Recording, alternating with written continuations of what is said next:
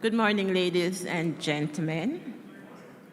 Please stand for the playing of the national anthem.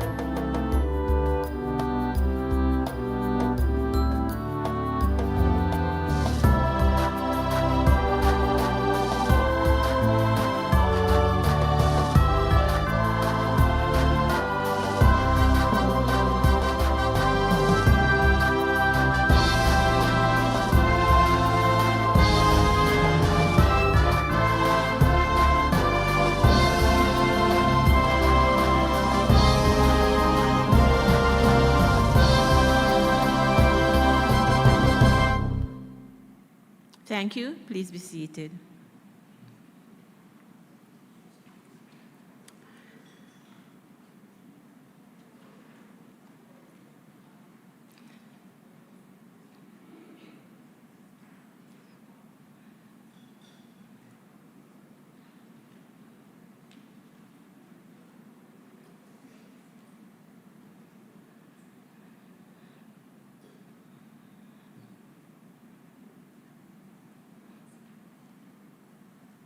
Good morning again, ladies and gentlemen. I am Claire Bernard, your chairperson for this morning's dialogue. Before we get into the program, please allow me to bring your attention to a few housekeeping matters. First, I'm going to invite you to mute your telephones so as to limit any disruptions during the proceedings. Thank you. I'd like you to be aware of the exits. There are 4 exits to the back of the room, and we invite you to take note of those, and there's some to the side here. Now, in case of an emergency, and we really hope that there will be none, an alarm will be sounded.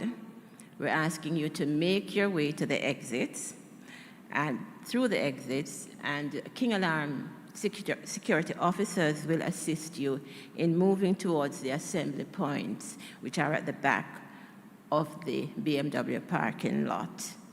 Lastly, for the restrooms, we invite you to go through the exits into the anteroom, turn right, and the restrooms are there for your comfort. Ladies and gentlemen, welcome, welcome, welcome to the Planning Institute of Jamaica's Dialogue for Development series.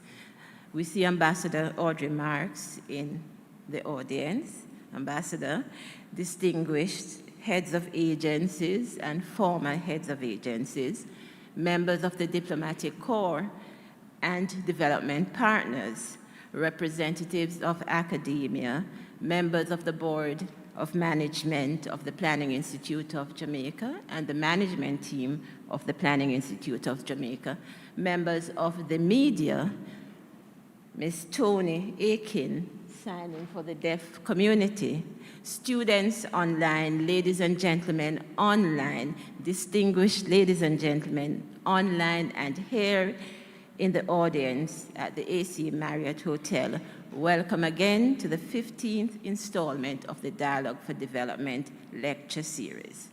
Yesterday, we began to explore our theme, Beyond 60, Evolving, Innovating, Inspiring.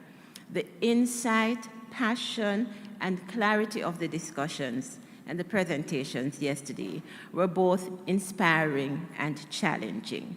We're expecting absolutely no less today. We at the PIOJ are really excited and pleased to have so many of you join us today, and we look forward to your input, your insight as we take stock, as we look back, take stock, and try to move together to co-design a sustainable future for Jamaica. I'll now invite Dr. Wayne Henry, Director General of the Planning Institute of Jamaica, to bring remarks. Dr. Henry.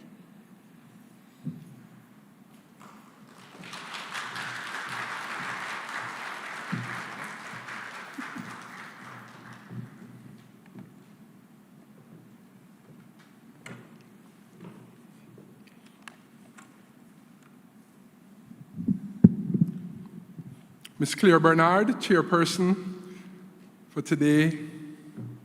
We await the Minister of Finance and the Public Service, Dr. the Honorable Nigel Clark, expected to join us shortly. Senator the Honorable Dr. Dana Morris Dixon, Minister without Portfolio in the Office of the Prime Minister, joining us online.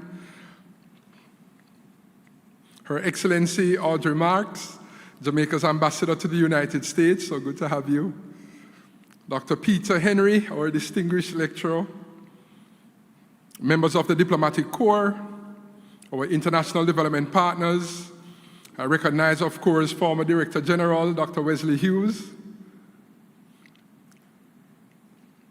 Minister of State in the Ministry of Finance and the Public Service, the Honorable Xavier Main. Welcome.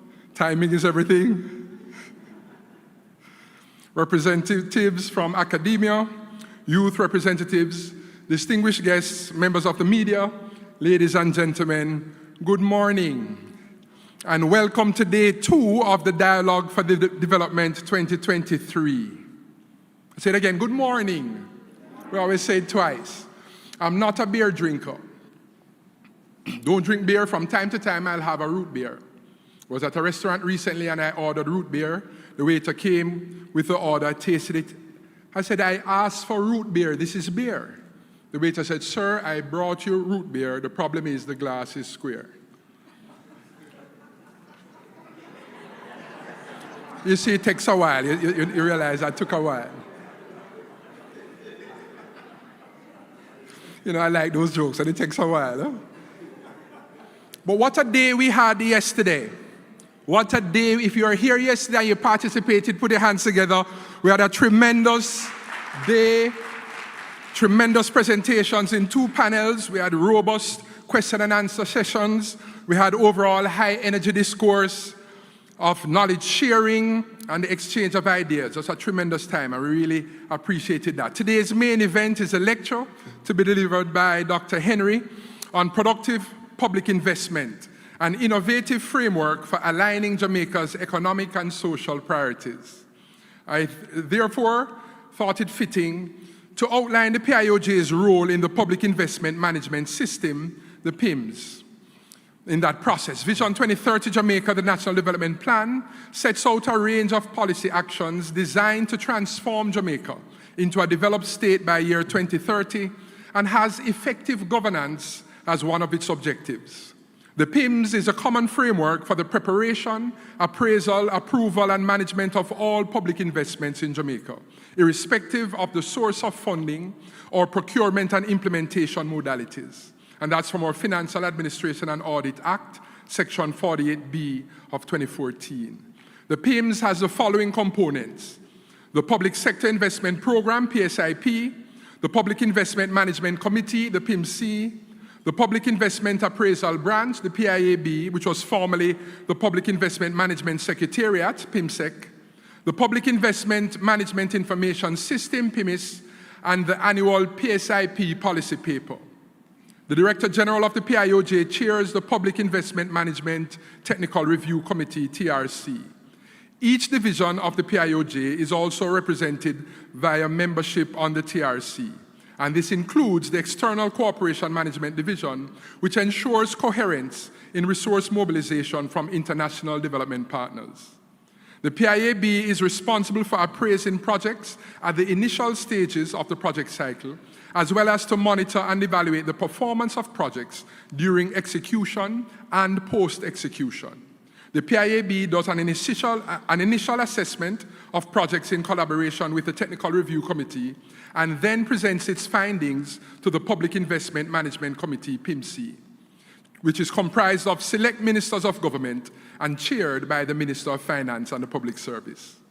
As chair of the TRC, the Director General of the PIOJ also has a vote on the PIMC.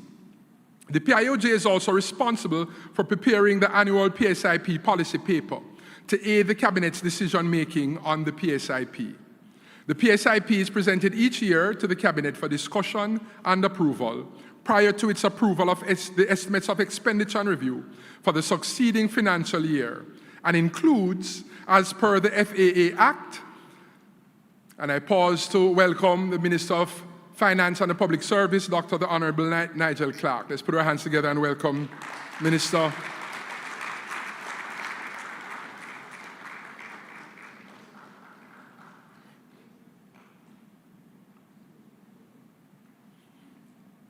Welcome, Minister.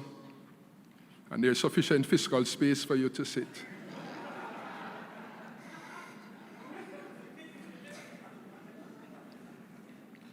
And so as per the FAA Act, we have 1, the diagnosis of PSIP performance, 2, an analysis of the prevailing socio-economic and environmental conditions, 3, recommendations for adjustments based on review of recent socio-economic developments or findings, 4, a forecast of the likely impact of the continuing PSIP on development indicators, and 5, the recommendations of prioritization criteria for determining the size and composition of the PSIP.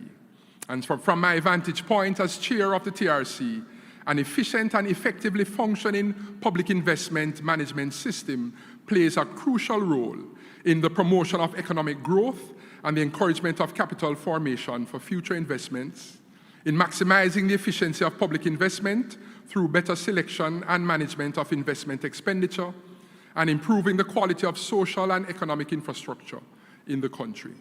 In closing, public investments are an important avenue to deliver key public services and serve as a catalyst for economic growth and development.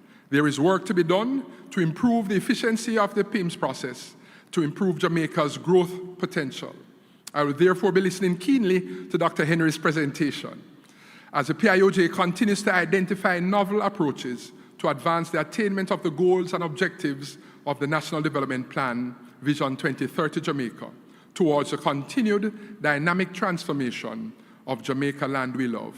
Thank you, and again, welcome.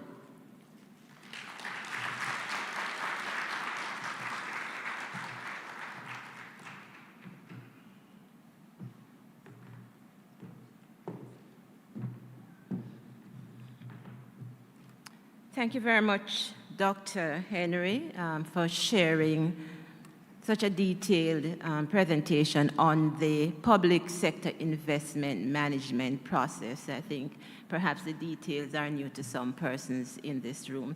Before I move on, let me, as chairperson, also extend a very special welcome to Dr. the Honorable Nigel Clark, Minister of Finance and the Public Service, and Minister of State, Mr. Xavier Main. Welcome. I think some other persons have joined the room since. We're really very happy to have you, as we are to have all the dignitaries who are also joining online. Ladies and gentlemen, your program says that we are to give you a short summary, if summaries can ever be long, of the Dialogue for Development lecture. Just to tell you that the Dialogue for Development is a discussion forum which was started by the Planning Institute of Jamaica in 2001. The first forum was held in Kingston. It centered on the findings of Jamaica's first Human Development Report, and the first lecture was presented by the then Director General of the Planning Institute of Jamaica, Dr. Wesley Hughes. His lecture was titled Jamaica, From Creative Adaptation to Sustainable Transformation. Thereafter, the forum continued to be held annually up to 2010, after which we have had biennial events up to 2019. Unfortunately, we're only coming back to you now because, COVID-19 put a spoke in the wheels, but we're very happy to be able to restart the dialogue. The objectives of the Dialogue for Development are fourfold. One, we want to engage civil society in dialogue and encourage participation of every single Jamaican in matters relating to the economic social and environmental development of the country. We want to encourage the sustainable management and use of the natural environment because of the role it also plays in the broader social and economic development. We want to facilitate constructive exchange of information and ideas, to share research findings, to get from youth what are some of the best practices in various areas. In fact, we want a learning experience. We want to promote the awareness of the PIOJ, the work it does, and its strategic goals. And most importantly, to use the information from our dialogue to inform the work we do, to be able to guide the government of Jamaica in the best way possible. The format of the event has been varied over the years. We've had public lectures, public discussions in multiple locations across the island, and we've had a combination of both. The format of the event has varied, as I said before, and this year we're having a lecture, a hybrid lecture, and over the years we've focused on a number of topics, all of them developmental. We've covered issues relating to education and gender, sustainable development, entrepreneurship, tax reform, social development, climate change, economic growth, and population and aging. All the lectures have been delivered by a range of scholars, thinkers, and notable individuals, each distinguished in his or her field. Among those who have lectured in this dialogue have been Professor Vereen Shepherd, a historian from the University of the West Indies, Mona, former IMF economist, Professor Vita Tanzi, and we've also had a scientist and policy advisor, Dr. Ulrich Trotz from the Caribbean Community for Climate Change Center. As we continue to set the stage for our lecture, we invite you to view a short video highlighting some of the work of the Planning Institute of Jamaica. Please, we hope you find it interesting. Over to you. Planning today, securing tomorrow. The PIOJ story. The Institute's mission is to lead the process of policy formulation on economic, social, and environmental issues, and external cooperation management to achieve sustainable development for the people of Jamaica. The Planning Institute of Jamaica's inception as the Central Planning Unit, CPU, in 1955 was pivotal in anchoring development planning in Jamaica. Established to support the Office of the Premier in economic analysis and planning, it guided the birth of institutions like the Bank of Jamaica and the Jamaica Broadcasting Corporation. The CPU evolved into the National Planning Agency, NPA, in 1972, with broader responsibilities including long-term development planning.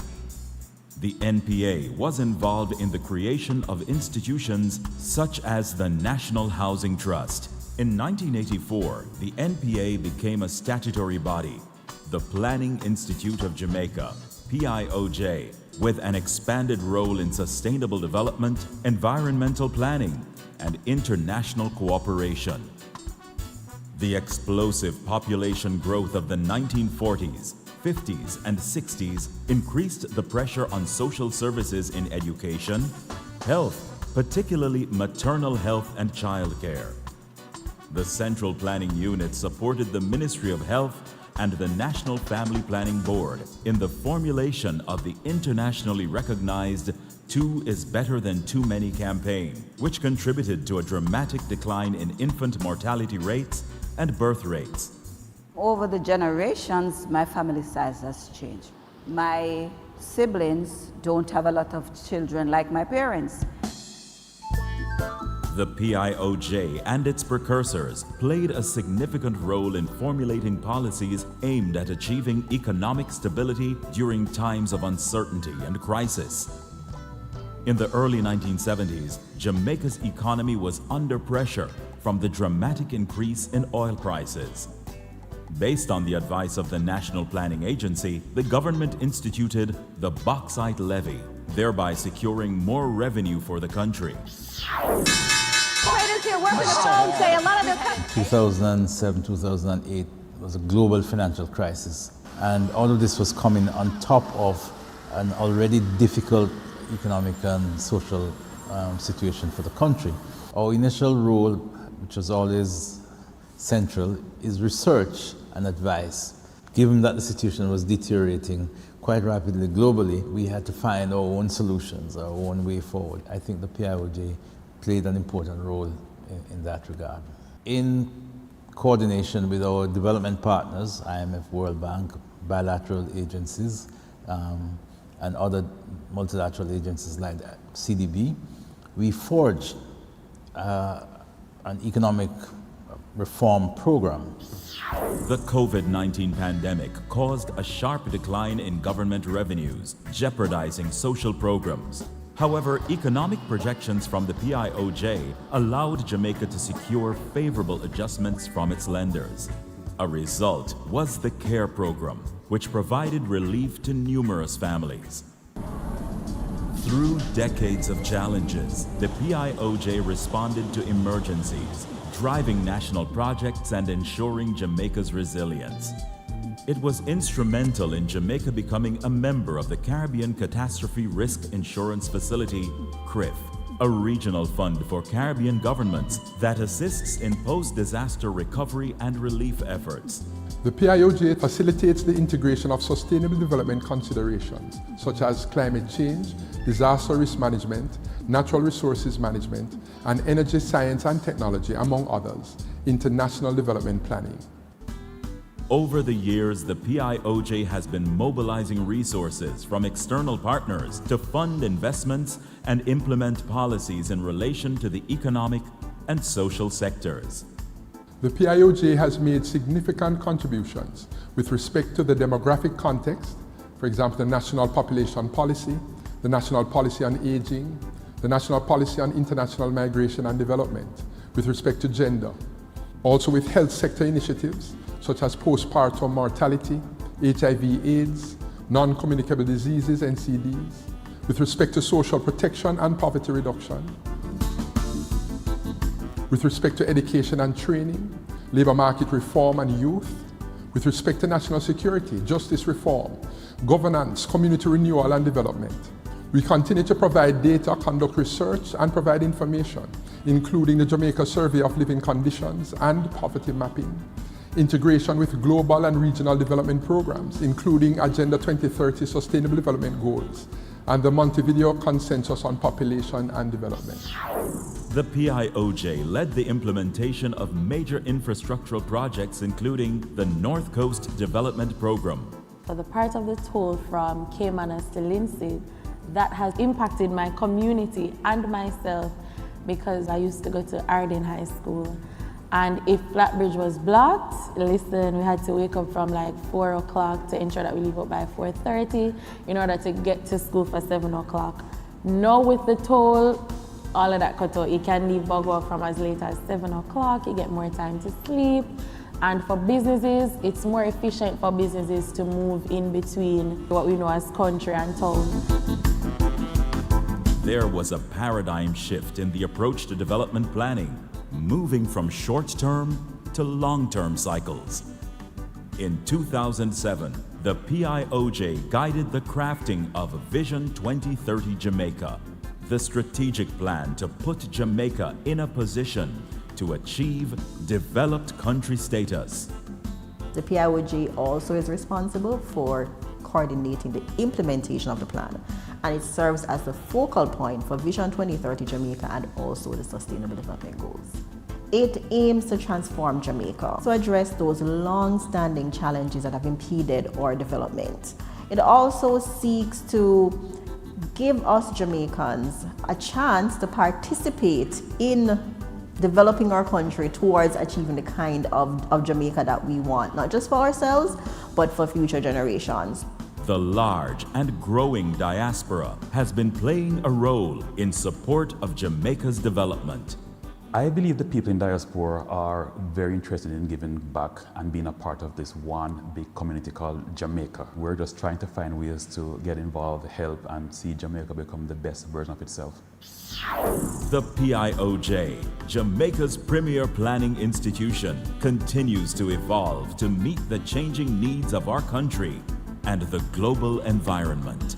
I envision the PIOJ as a place of choice for the brightest minds across the range of disciplines pertinent to the Institute, to enable Jamaica through ideas, innovation, and enterprise to increase in the pace of development and to become the place of choice to live, work, raise families, and do business.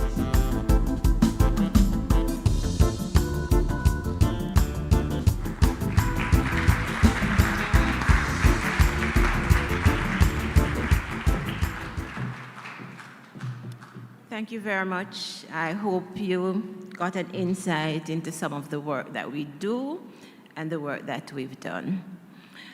This year's event, ladies and gentlemen, is a hybrid one, presented over 2 days, as the Director General told you earlier. So I'm going to take this opportunity to remind our colleagues online to continue to pose your questions and comments using the Q&A tab. Yesterday, we also hosted 2 discussion forums. I don't think I need to go back over those because I think the DG told you quite a bit about them. They were really very stimulating, focused, as you heard before, on economic, social, and environmental issues, while in the afternoon, we looked at health, education, and ICT. The latter was specifically targeted to the youth, and we were really very pleased that we had some students, secondary level students here with us. Today's forum will culminate in the public lecture, which will be delivered by yet another distinguished Jamaican, an outstanding professional. And so we're going to invite Ms. Nyasha Garaway, Director of Economic Planning and Research at the PIOJ, to introduce our guest lecturer. Ms. Garaway.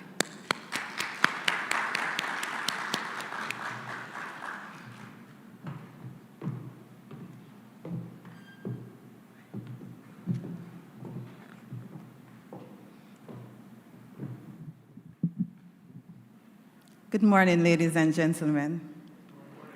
Before I begin my introduction of our lecturer for this morning, let me ask you to briefly ponder on this question. How do we as a nation achieve our goals and fulfill our dreams? As we continue to deliberate on the best route to advance development, we have invited an esteemed economist to give us his perspective. This morning, it is a great honor for me to introduce and welcome our distinguished lecturer, Professor Peter Blair Henry. A professor of economics and finance, he is the class of 1984 Senior Fellow at the Hoover Institution and a Senior Fellow at the Freeman Spogli Institute for International Studies, both at the Stanford University. He's also Dean Emeritus at New York University's Leonard and Stern School of Business, the youngest to have held the position. A Rhodes Scholar, earning a bachelor's in mathematics from Oxford University and a PhD graduate in economics from MIT, his teaching and research has explored several topics, inclusive of economic reform and its impact on asset prices, investment, and economic growth. Topics I might argue are apt, given deliberations we've been having since the birth of independent Jamaica. How do we get to a place of garnering sufficient resources to adequately finance our development agenda? In fact, his first book, Turnaround Third World Lessons for First World Growth, explores this area. In it, he argues that the secret to engendering emerging market countries' success is discipline, a sustained commitment to a pragmatic growth strategy. Beyond his book, he has several articles in top economic journals, inclusive of the Journal of Economic Literature, the American Economic Review, and the Journal of Economic Perspectives. He is the current chair of the Board of Directors of the National Bureau of Economic Research. He also serves on several boards, including that of Citigroup and Nike. Professor Henry received the 2021 Impactful Mentor Award from the American Economic Association for his founding and continued leadership of the PhD Excellence Initiative, which is a program designed to address underrepresentation in economics through mentoring students of color interested in pursuing doctoral studies in the field. As a policy advisor, he served as consultant to President Obama, as well as to the board of the Bank of Jamaica and the Eastern Caribbean Bank. Now, what I've already presented about Professor Henry's academic and career achievements is really just a drop in the bucket. There's so much more. It would perhaps take me the entire day to go through his achievements. Note, I haven't even touched on his basketball exploits. Ladies and gentlemen, we have the privilege of being in the presence of a visionary. His research into pragmatic ways of engendering growth is certainly suited to emerging market economies, such as that of his birth island, Jamaica. He understands that economic growth is not an end in itself, but rather a means to achieving the resources necessary for the desired level of development. The influence of his research within the global sphere, the integrity of his leadership in guiding young minds certainly aligns with this year's Dialogue for Development theme. Please join me in welcoming a Jamaican leader in the field of economics, Dr. Peter Blair Henry.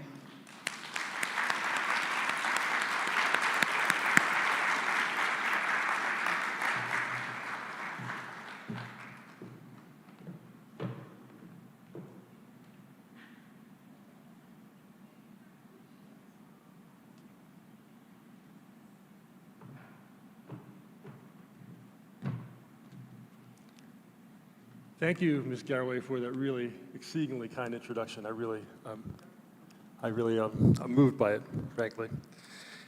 Ambassador Marks, Mr. Clark, all protocol observed. It's a delight and a real privilege and an honor to be here. And everyone online, I welcome you as well. And I have a special recognition that I must do. My wife, Dr. Lisa Nelson, is watching online from Düsseldorf, Germany. So Lisa, thank you for all you do to make the things that I do possible.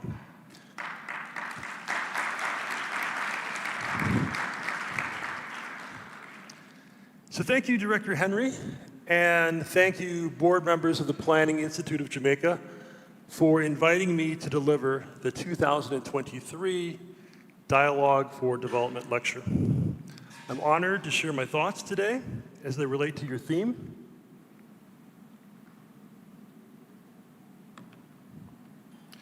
Beyond 60, evolving, innovating, inspiring. Standing here, I'm flooded first with childhood memories. It seems like yesterday that my parents drove me and my siblings along the winding Junction Road from Hampstead to Kingston to visit our grandparents. The radio tuned to RJR as we listened to Bob Marley sing, "No Woman, No Cry." Released publicly in 1974, "No Woman, No Cry" quickly became a third world anthem because it defined reality and gave hope. Reality, the daily hardships of grinding poverty in Trenchtown. Hope, the possibilities of freedom and prosperity, and the dreams of mothers for their children. And so it is in the spirit of Marley and that of my own mother, the late Dr. Carol Easter Henry, that I arrived today from the hills of St. Mary via a 45-year detour in the United States, where my parents relocated our family in the 1970s to pursue opportunities unavailable in our homeland, which was in economic freefall at the time. Jamaica has evolved greatly since then, and I'm eager to celebrate its successes today. Yet the country, indeed the world, needs more innovation and commitment still if we are to realize a future where sustainable economic, social, and environmental progress go hand in hand. With appropriate humility, I'm here to offer an economist's perspective on Jamaica's last 60 years of development and to suggest one pragmatic step forward, a step that builds on the most inspiring moments of Jamaica's history, when our leaders have risen above partisan politics, focusing instead on cooperation and continuity of disciplined policies that balance economic and social concerns for the betterment of all. Accordingly, the title of my lecture is Productive Public Investment, an innovative framework for aligning Jamaica's economic and social priorities. Part 1, Evolution. Human development since independence. Jamaica has made undeniable progress against critical development goals since independence. Consider that in 1962, a newly born Jamaican could expect to live to the age of 64. By 2019, according to the World Health Organization, life expectancy in Jamaica had risen to 76 years. Similarly, infant mortality has fallen from 48.1 per 1,000 live births in 1962 to 10.7 per 1,000 live births in 2021. Literacy has also improved.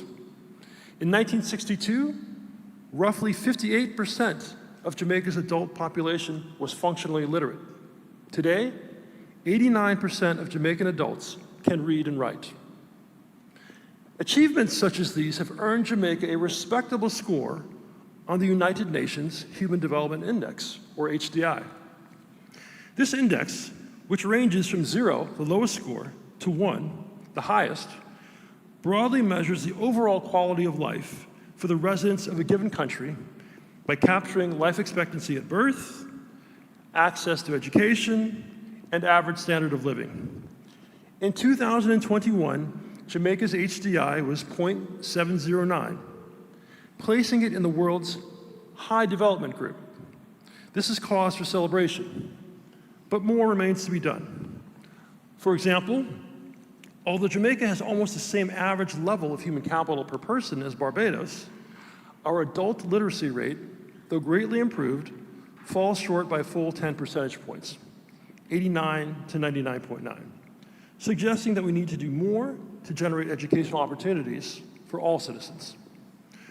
What might it take to evolve further and attain very high development status, as our CARICOM cousins, the Bahamas and Trinidad, have done? Human development requires investment in people, and that investment requires resources. Economic growth, therefore, is a vital pillar of development because it creates the material surplus that enables governments to provide the public goods that facilitate human thriving. Hospitals that foster health and wellness, schools that provide educational opportunities, water, sanitation, fire and police services that support basic safety. Furthermore, the provision of public goods, such as investments in infrastructure, roads, electricity, and broadband access, is essential for creating an environment in which private economic activity, the primary driver of economic growth, can thrive. Of course, nothing is free. Governments generate money to pay for public goods and services by taxing workers, households, and businesses, and when spending exceeds revenue, by taking on public debt. The health of the government's balance sheet and its access to international capital markets matters greatly to its ability to support all manner of development. Here, too, there is good news for Jamaica. Today's stable outlook. In what can be called an inspiring turnaround, Jamaica has stabilized its macroeconomy. Inflation is in the single digits.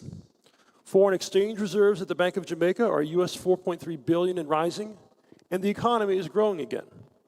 What makes the nation's present situation so stunning is that a decade ago, nobody, including yours truly, would have predicted that the country would be in this position. In 2013, Jamaica's debt was 147% of GDP.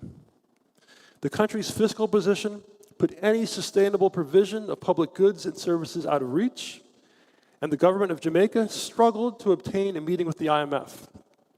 Full disclosure, I was among those who advocated on the government's behalf.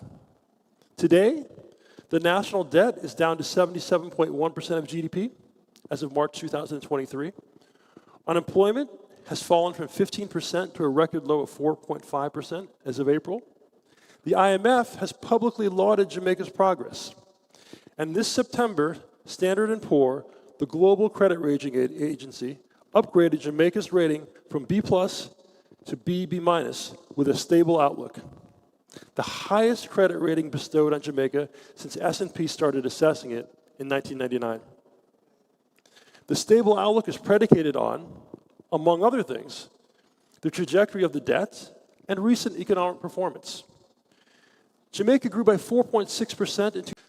The Chinese economy is faltering, and Russia's war in Ukraine continues while conflict escalates in the Middle East. But the real question is not whether Jamaica will manage to expand by 2.2% in 2023. Instead, we must ask, what economic policies and projects will allow Jamaica to achieve and sustain higher rates of growth across the next 60 years? To address this longer-term question about the future and to understand why it matters, we must wrestle with history. Productivity and prosperity, Jamaica's rocky past. Figure 1 indicates that the outlook for Jamaica has not always been stable. The blue line represents real gross domestic product per person in Jamaica, the average standard of living of the Jamaican population from 1962 through 2022. These numbers come from a World Bank database called the World Development Indicators and are measured in constant 2010 US dollars. For a given year, you compute GDP per person by dividing annual GDP by the size of the population. The orange line represents GDP per worker. For a given year, you compute this number by dividing annual GDP by the size of the labor force. As the name suggests, GDP per worker measures the average amount of output produced by each Jamaican worker. Two preliminary remarks about Figure 1 are in order. First, GDP per worker is greater than GDP per person. That is expected. Not every Jamaican is in the labor force. Therefore, at a given point in time, you get a bigger number when you divide GDP by the labor force to compute output per worker than you do when you divide GDP by population to compute GDP per person. As a natural consequence of this fact, the orange line lies above the blue line. Second, GDP per worker is more commonly referred to as productivity. Productivity tells us the real dollar value of goods and services produced by the average worker in a given year, and it is a critical economic variable. As productivity grows, a country can produce and consume more goods and services with the same amount of work. This means workers are able to command higher wages. Employers can afford to pay more because growing productivity keeps the unit labor costs of their businesses from rising even as compensation increases. Productivity growth is the key to avoiding zero-sum struggles between firms and workers. And it is the only way the only way for a country to reliably raise its standard of living, because over the longer term, growth in GDP per worker is what drives growth in GDP per person. Figure 1 demonstrates this reality with alarming clarity. In 1962, Jamaica's population and GDP per person were 1.66 million people and $3,479 US versus 2.83 million people and $5,187 US in 2022. The corresponding statistics for the labor force and GDP per worker are 0.68 million people and $8,650 versus 1.78 million people and $8,244. From these numbers, it follows that in the 60 years since independence, GDP per person in Jamaica, again indicated by the blue line, has increased by a mere 0.7% per year. GDP per worker, the orange line, has decreased by 0.1% per year. Jamaica's productivity peaked in 1972. More precisely, the average member of the Jamaican labor force today is only 3/5 as productive as the average worker was in 1972. As a result of the low, long-run productivity shown in Figure 1, the average person in Jamaica today is less well off than the average Jamaican was in 1972. Figure 1 also demonstrates that, from the perspective of productivity and living standards, there have been 5 distinct periods in the post-independence Jamaican economy. A quick tour through these periods, double-clicking, as it were, on the orange and blue lines, will affirm that Jamaica has made the greatest progress in times when its government implemented well-reasoned, coordinated economic policy decisions that harnessed the power of productivity to generate prosperity. Period 1, post-independence boom, 1962 to 1972. In the years immediately following independence, real GDP per person in Jamaica grew rapidly, 5.8% per year, as a strong North American economy created a robust export market for Jamaican bauxite and boosted tourism. Considered in isolation, such economic expansion would seem to portend only good outcomes. But growth in the bauxite sector drove up costs elsewhere in the economy, reducing the competitiveness of Jamaica's agricultural sector and precipitating an exodus of workers from the countryside to urban areas. Because of strong unions, wages in the manufacturing and service sectors did not adjust sufficiently downward to absorb the excess labor released from agriculture.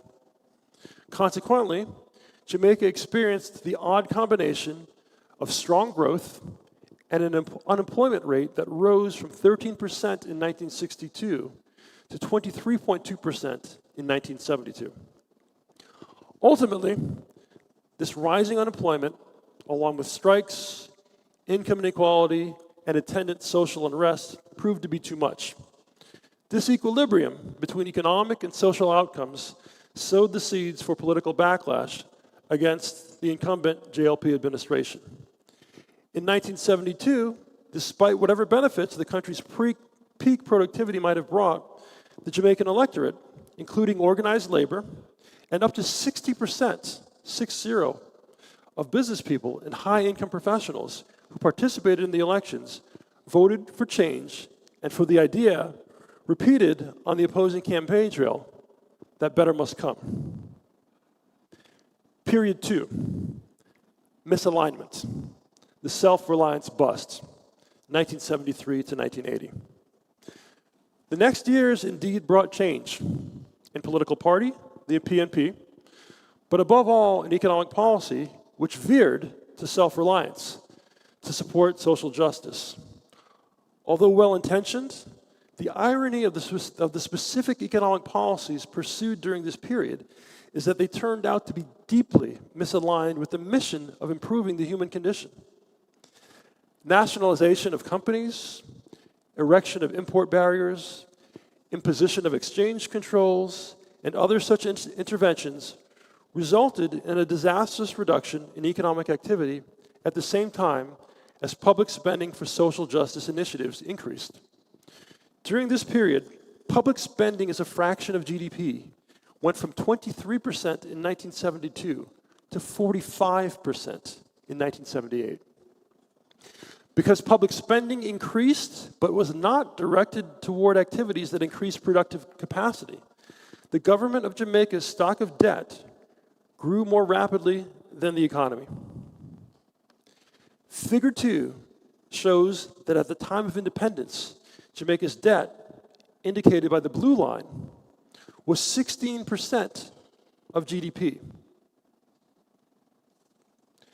It was 24% of GDP by 1972.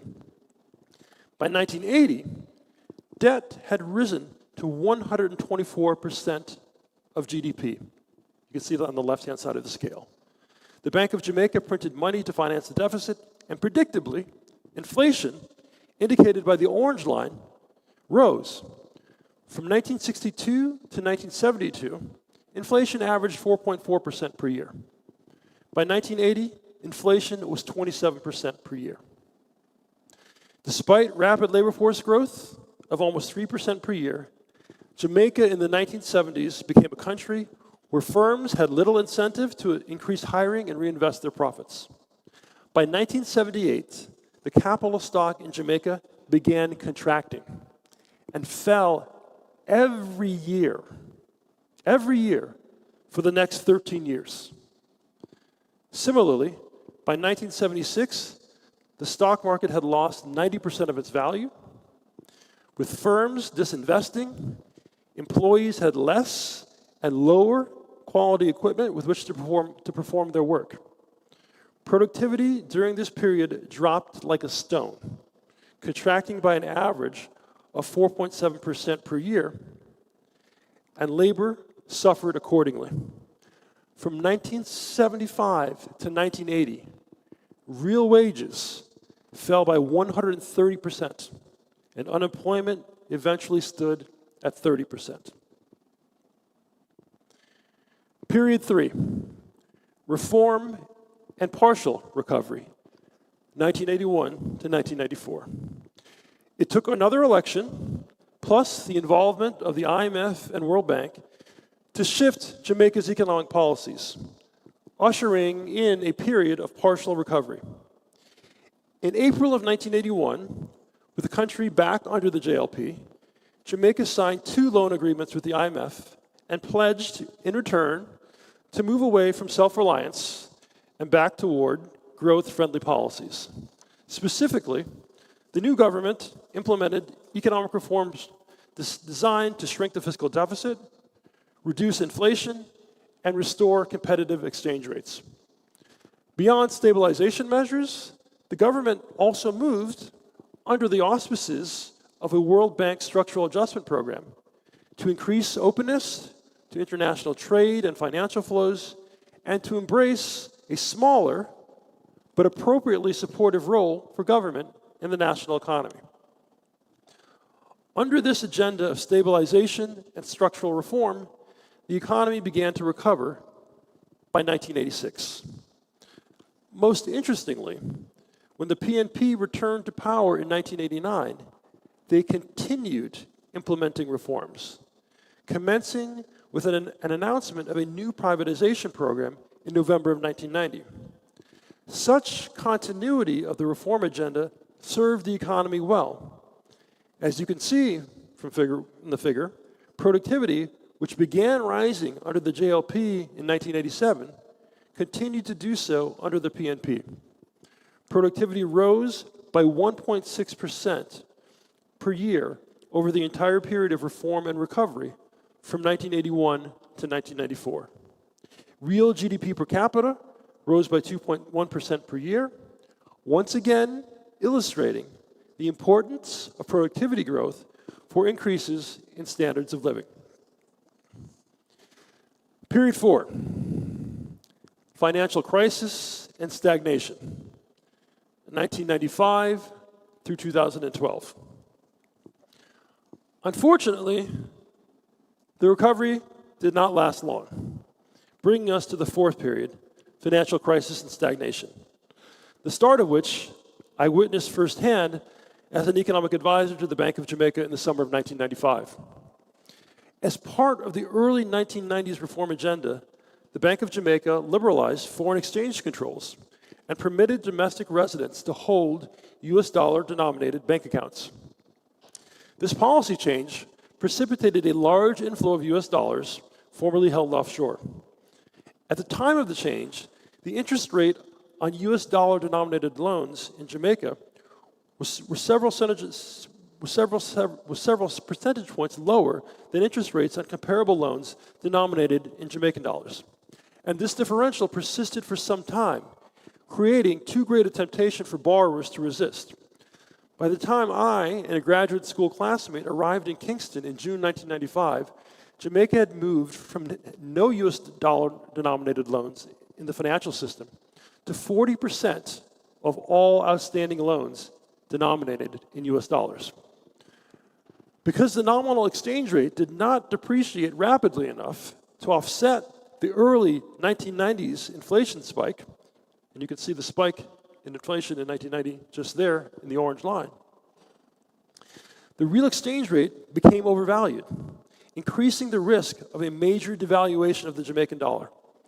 The situation was perilous, largely because in discussing the situation with Bank of Jamaica officials, it came to light that no formal mechanisms existed to assess the extent to which the US dollar-denominated loans had been made to firms whose revenues were in US dollars versus Jamaican dollars.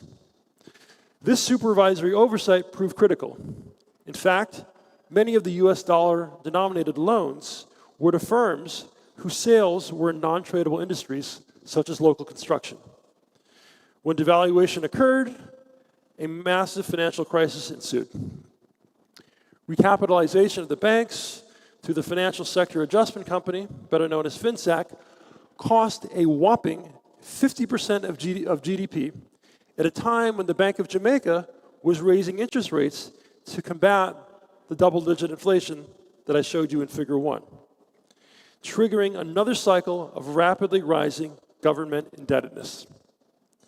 Exacerbated by the 2008 global financial crisis, Jamaica's ratio of debt to GDP breached 140% in 2009. According to the IMF, and I quote, after a debt exchange in 2010 and yet another IMF-supported program that went off track in 2011, the country was on the verge of an economic meltdown. Period 5, stabilization and resilience, 2013 to present. With no access to international capital markets, Jamaica turned again to the IMF for help. Given previous history, 13 failed IMF agreements from 1973 to 2010. The fund was not eager to talk. But the reality of Jamaica's past was also tempered with qualities that belong to our national character: hope, resilience, and innovation. In 2013, the Ministry of Finance unveiled a new plan to stabilize the economy. They included A, running a primary surplus of 7.5% of GDP and tackling unresolved structural impediments to growth. B, a second national debt exchange.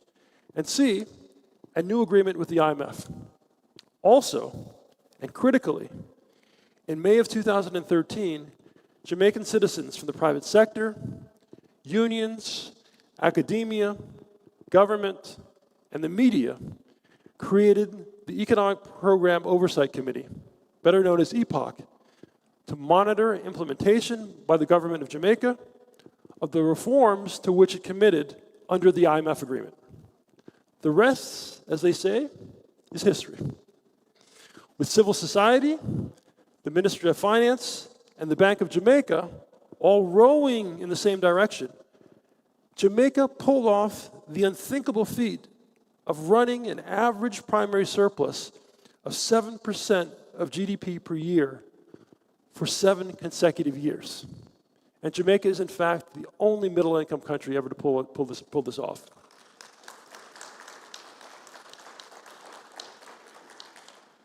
Notably, those years also included an election and change of government.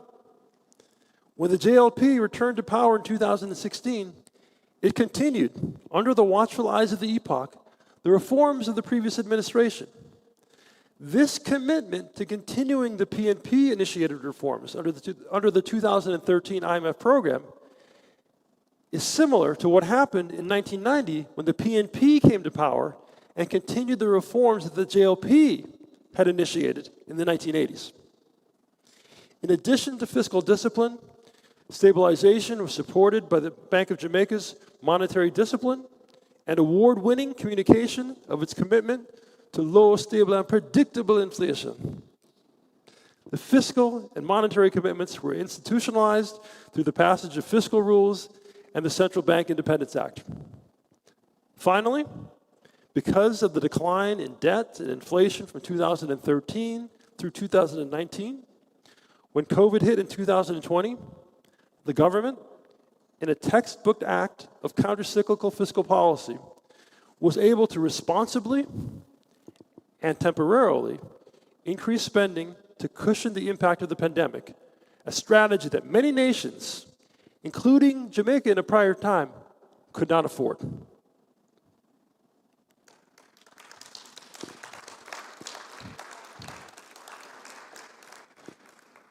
Bridging past and future.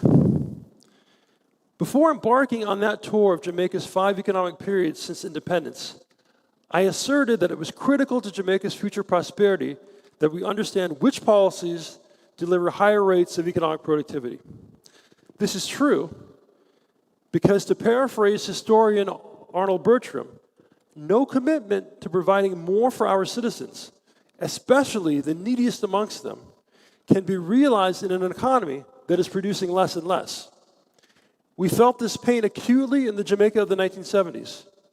Bertram correctly stated that greater social evolution can only be sustained on the basis of a growing economy which offers opportunities for wealth creation on a level playing field. Our most recent period, from 2013 until today, has been a time of stabilization, resilience, and policy maturity in which to take pride. And the evolution of the nation since independence is real. But make no mistake, past debt crises caused by public policies and public spending that were not aligned with the public's development priorities have curtailed life possibilities for many Jamaicans. Figure 3, for example, measures the average cognitive skill level of our population. When Jamaica's debt skyrocketed following the 1995 financial crisis, our human capital flatlined for the first time since independence, as the cost of debt service crowded out public spending on education. With little to no improvement in the skill level of our workforce after 2000, we can see, going back to figure 1, that productivity has been drifting down. Unless we reverse this trend, the modest rise in living standards that Jamaica has experienced in recent years will not continue. Or, to quote Bob Marley, the bottom are going to drop out. Part 2, innovation. A framework for productive public investment. To stop the bottom from dropping out, Jamaica needs an innovative framework to align its economic and social priorities. Consider the Sustainable Development Goals enumerated by the United Nations in 2015 and endorsed by the government of Jamaica. Eradicating poverty and hunger, attaining universal health and sanitation, providing quality education and employment opportunities, all while maintaining environmental sustainability and responsible production and consumption within our cities, communities, and natural spaces.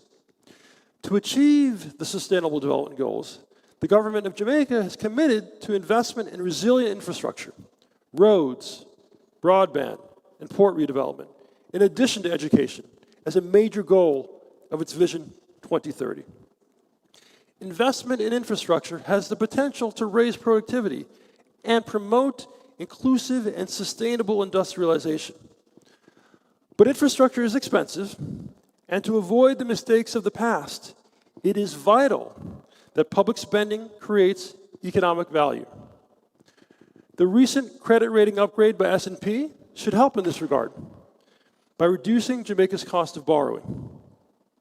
But to increase productivity and avoid future debt crises, the government of Jamaica must pursue infrastructure projects whose economic and social returns exceed their cost of capital.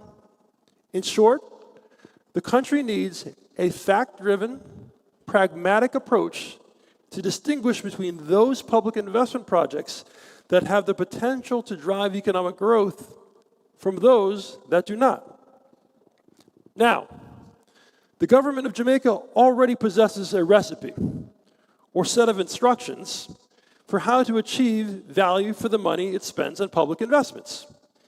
It is called the Public Investment Management System, or PIMS. Prompted by the Financial Administration and Audit Amendment Act of 2014, the PIMS requires that all projects go through the evaluation process described very efficiently in Finance Minister Clark's article in the Gleaner on the 11th of July this year. As every cook knows, however, improved ingredients can transform good recipes into even more delicious dishes. Today, I would like to suggest such an ingredient for the PIMS. I call it the dual hurdle framework. As I'm speaking about hurdles in Jamaica, I perhaps should have called it the Hansel Parchment framework, but I have not yet sought his permission to do so. Joking aside, consider a potential public investment. Let's call it a highway. $1 of savings, and ask the following question. What will make the Jamaican economy better off? A, the government of Jamaica spending that $1 of savings, the people's money, on the highway, or B, allowing the private sector, savers, investors, and financial intermediaries to make the determination about where to invest that $1. To answer this question, suppose we knew that investing the $1 on the highway would generate an additional $1.30 of GDP by, for example, reducing the time it takes for farmers to transport their produce from farm to town. The highway, therefore, generates a 30% return for Jamaican society, or more succinctly stated, a 30% social rate of return. Now suppose that allowing the financial system to allocate the $1 of savings would result in investment in a private project, a call center, for example, that generates an additional $1.10 of GDP. The private investment would therefore generate a social rate of return of 10%. Because the social rate of return on investment in the highway example exceeds the social rate of return on the call center, from society's point of view, it is efficient. It is efficient for the government of Jamaica to spend the $1 on the investment in the highway. This is the first hurdle. For a given public investment project to be societally beneficial and economically sustainable for Jamaica, its social rate of return must exceed the social rate of return on capital in the Jamaican private sector. But again, infrastructure is expensive. Jamaica has a shortage, and there's only so much domestic savings to go around. So it is important to ask a second question. Under what conditions will it be possible for Jamaica to attract private foreign savings to finance local infrastructure projects? This question brings us to the second hurdle, the rate of return that foreign capital will require to invest in Jamaican infrastructure projects. Suppose that the typical foreign asset manager, say the chief investment officer of the New York State Pension Authority, requires a 15% return on infrastructure investments, plus, say, a 5% risk premium for investing abroad, summing to a total return requirement of 20% to invest in Jamaica. Will the asset manager consider purchasing a stake in the Jamaican highway? The answer in our hypothetical situation is yes, because the 30% rate of return on the highway project exceeds the asset manager's risk-adjusted hurdle rate of 20%. Taken together, the domestic hurdle rate and the foreign hurdle rate provide a quantitative tool for evaluating which public investment projects will, A, benefit Jamaican society, and B, have the potential to attract foreign investment. For a given public investment project under consideration, Figure 4 provides a general illustration of the two comparisons of the project's social rate of return that I just described in the highway example. The first comparison, depicted on the x-axis, is with Jamaica's return on private capital. Given $1 of savings in Jamaica, it is efficient to invest that dollar in the public project if the rate of return on the project exceeds the rate of return on private capital in Jamaica.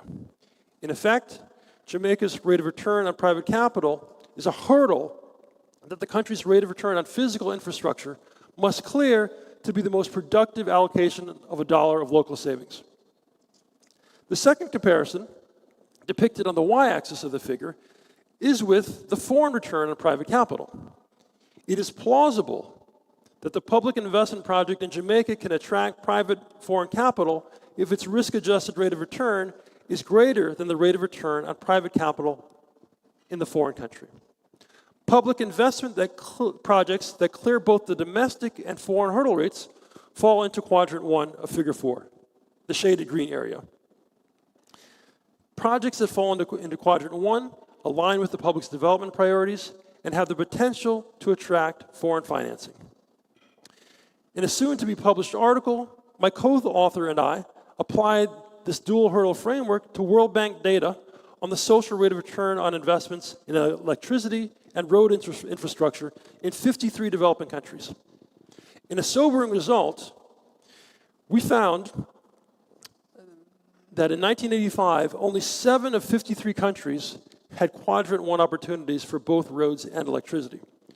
The encouraging news, however, is that for countries with quadrant 1 opportunities, countries in that green shaded area, for quadrant 1 opportunities in roads, the average rate of return, social rate of return on investment in roads was 10 times higher than the average return on private capital in advanced economies like the United States. That's a big differential. Unfortunately, the World Bank did not provide data or information on Jamaican roads. So how can the government of Jamaica incorporate the dual hurdle framework into the public investment management system? With the support of World Bank President Ajay Banga and IDB President Ilan Goldfan, both of whom visited Jamaica together in June and met with our finance minister and others, I've been working with colleagues at their institutions at the World Bank and the IDB to assemble data, updated data, on social rates of return on roads, along with a range of other potential infrastructure projects for Jamaica. Specifically, in preparation for this lecture, I've benefited greatly from conversations with Inder McGill, Chief Economist of the World Bank, his colleagues in the bank's Development Impact Evaluation Unit, two of whom are here with us today, colleagues at the Inter-American Development Bank, as well as colleagues here in Jamaica at the PIOJ and the Ministry of Finance. Together, in analyzing data on rates of return for previously implemented infrastructure projects in Jamaica and other comparable countries. The goal is to develop a methodology for using the rates of return on past projects as a guide to producing estimates of the prospective rates of return on future projects yet to be implemented, projects that are under consideration in the PIMs that have not yet been implemented. Of course, to be useful, these estimated returns must be rigorous, reasonable, and readily available. I believe that it is possible to meet these standards, and I believe that Jamaica can be a pilot for emerging markets. In the same way that Jamaica became the first Caribbean country and the first island state to independently sponsor a catastrophe bond in 2021, it can lead the world by introducing ex-ante economic rate of return estimates as a central quantitative ingredient into its public investment appraisal process.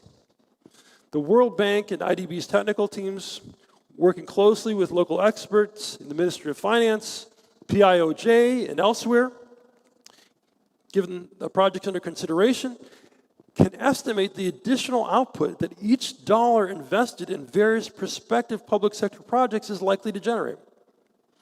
As the Ministry of Finance increasingly evaluates projects based on expected returns, it will likely encounter some pushback. What about climate-related projects whose benefits cannot be captured by GDP alone? While the ministry's assessment process should emphasize that many climate projects can deliver high rates of return, it is crucial to recognize that there can also be valid reasons to invest in projects that may not yield short or even medium-term economic benefits. At the same time, to mitigate risks to debt sustainability, investments predicated on economic and non-economic factors must be carefully balanced. One solution to this end might be that the Ministry of Finance sort prospective projects into two tiers. Tier 1 would consist of projects deemed domestically efficient, based solely on economic merit, that is, exclusively based on their prospective social return. This tier could further be divided into two subgroups.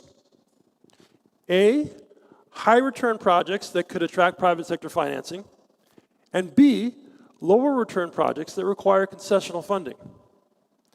Tier 2 would consist of projects whose environmental impact adjusted social returns exceed the domestic hurdle rate. In other words, economic efficiency can still be taken into consideration to balance costs. The multilateral development banks have the financial and human resources to help the Ministry of Finance implement a data-driven investment approach. But to succeed, the MDBs and the ministry must produce estimates of expected returns on prospective projects, ensure that the estimates are independently reviewed and validated, and make this information freely accessible to investors and the public. Publishing this data would, number one, enable the ministry to identify infrastructure projects with the greatest potential to boost growth. Two, and critically, provide private investors with the return data they need to make informed financing decisions. And three, consistent with the Sustainable Development Goal of creating effective, accountable, and inclusive institutions at all levels, it would empower the Jamaican electorate to hold their leaders accountable if they spend public money on unproductive infrastructure projects that do not stand up to dual hurdle scrutiny. By cultivating a culture of transparency regarding the social rate of return on public spending by the government of Jamaica, the Ministry of Finance could boost its credibility even further and increase engagement with prospective foreign and domestic investors, thereby generating scale and momentum. Part 3, inspiration. To weave the past with the present as succinctly as possible, I have omitted many details in order to make two key points.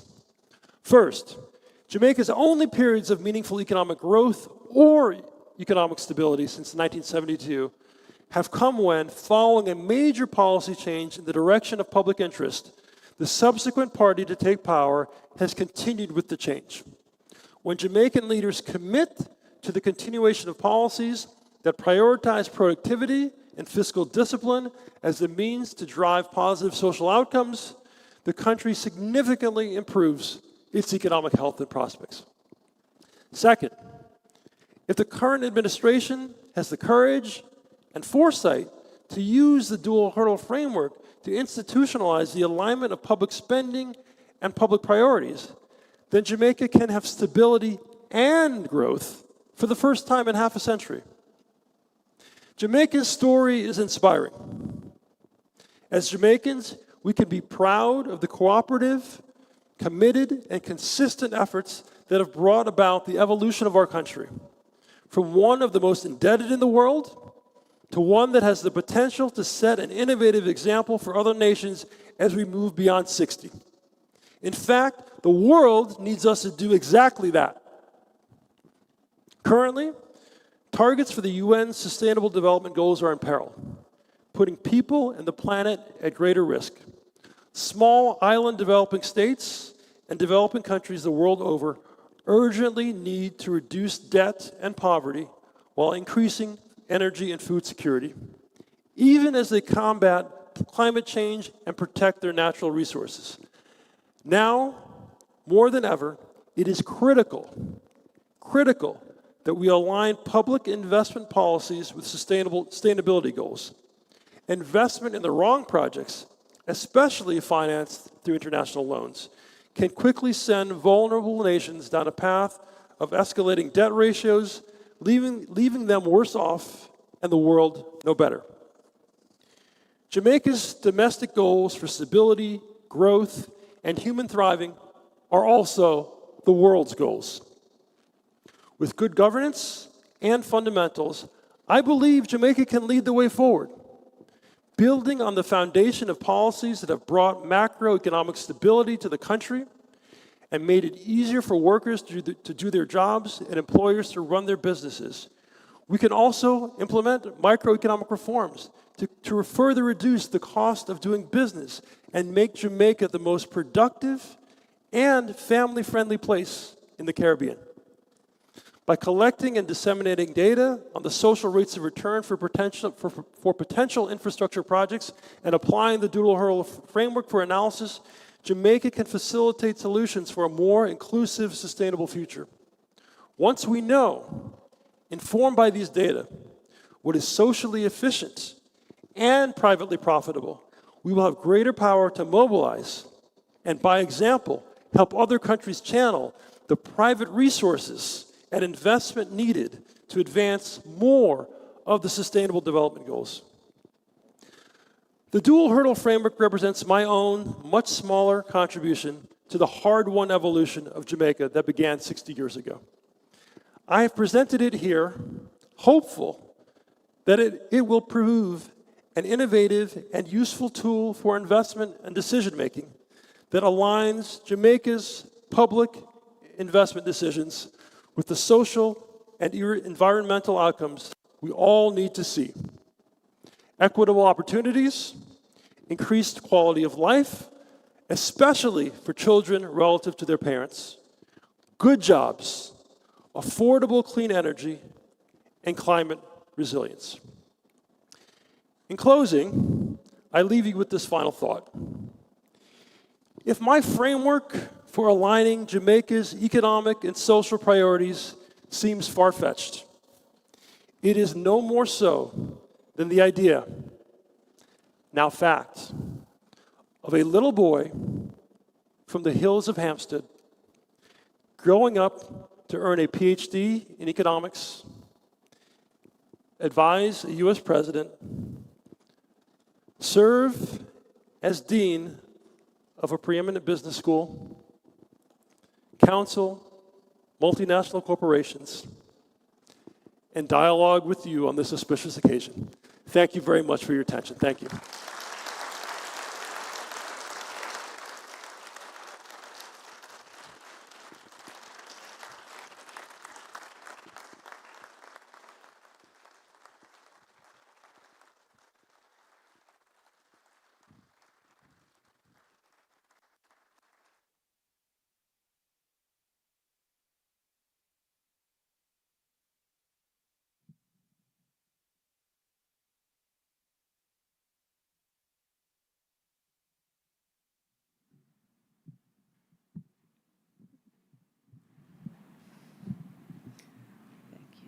Ladies and gentlemen, from your applause, I can see that this lecture touched the right spots, created some thought, it was thought-provoking, and has certainly put some of us to do some additional work. Dr. Henry, I'm sure you're going to have a lot of consultation on the dual hurdle framework as we seek to improve our investment selection criteria. I know that we're currently working on some things in the Planning Institute of Jamaica, and I'm sure that your input will be invaluable in that regard. But ladies and gentlemen, I'm not an economist, and I have to struggle to understand some of what was said. But we have a discussant here who we're going to invite in a moment to share with you and to kickstart the discussion. Our discussant is Wesley Hughes, Dr. Wesley Hughes. Dr. Hughes is an economist trained to the doctoral level.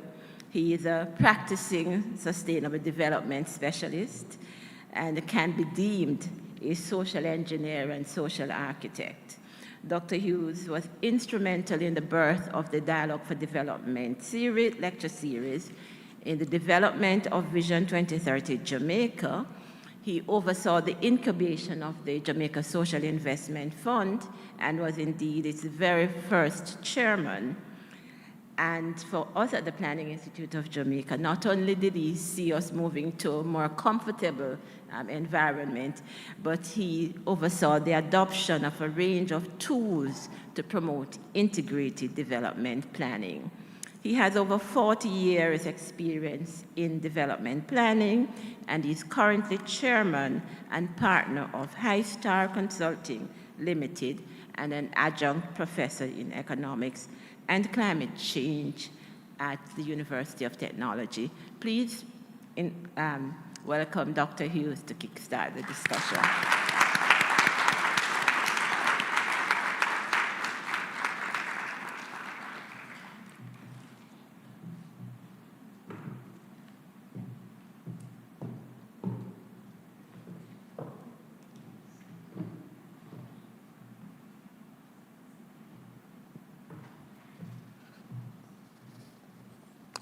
Good morning, ladies and gentlemen. Thank you very much, Claire, for a very clear and concise introduction. Thank you. Honorable Minister of Finance and the Public Service, Minister of State, Ambassador Audrey Marks, Director General of the Planning Institute of Jamaica, members of the Diplomatic Corps, distinguished ladies and gentlemen here and in the audience online. I want to thank you all for participating in this very important exercise. First, let me say thank you to Dr. Henry for inviting me to be part of this process. And I also want to thank the staff who invited me to be the discussant.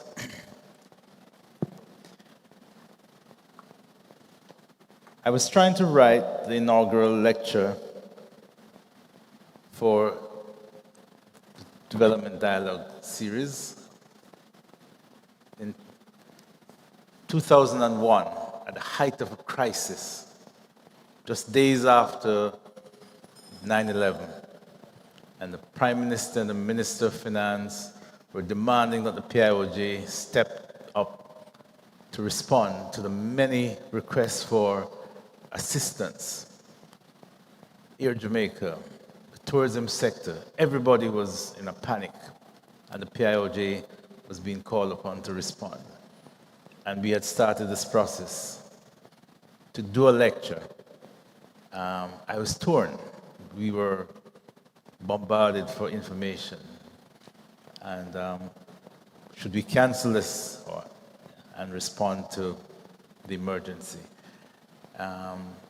We decided we'd have to do the dual hurdle exercise. We decided to go ahead, do the lecture, and respond as best we could. And once again, the PIOJ at that time rose to the level that it was expected. I remember the private sector, the tourism sector, predicting that the fallout was going to be about 75%, and the government needed to respond accordingly. Our projection was that the fallout was not going to be more than 25%. It turned out that we were very right. James, one of our forecasters, we got it right. So the inaugural lecture went ahead, and the rest is history. I want to congratulate the PIOJ in keeping it going.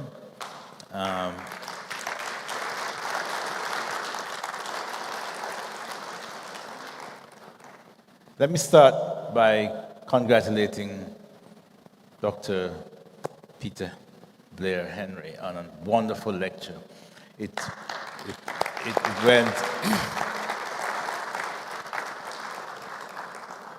went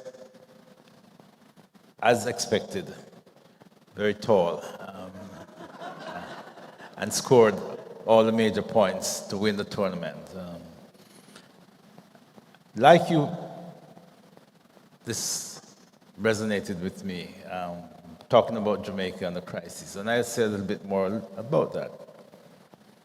I got the paper late Tuesday evening, so luckily for you, I didn't have enough time to make too many comments, so I'll have just a few points. But I was so engrossed, I read the paper from start to finish, and then started rereading it to make notes for this presentation. As I read, the paper resonated with me because, like Dr. Henry, I grew up for a time in St. Mary, and I had to travel the Junction Road. and that's why we brought the ambassador here, who is also from St. Mary. I grew up about 20 kilometers from Hampstead. So when you get to the junction, he went left, I went right to grazing. Like you, my family migrated to the United States at the end of the 60s into the 70s. And just months after I finished high school, I migrated to join the rest of my family.